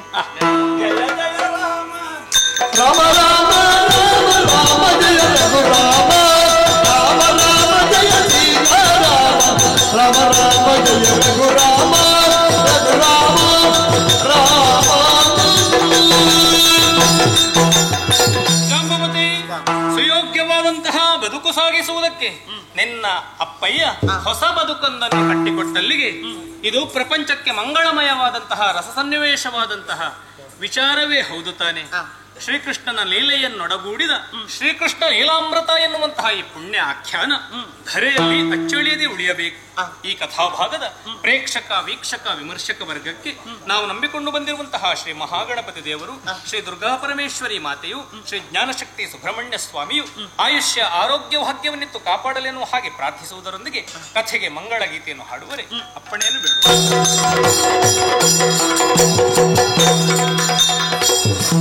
ಮಂಗಳ ಗುಣಾತ್ಮಕ ಶ್ರೀ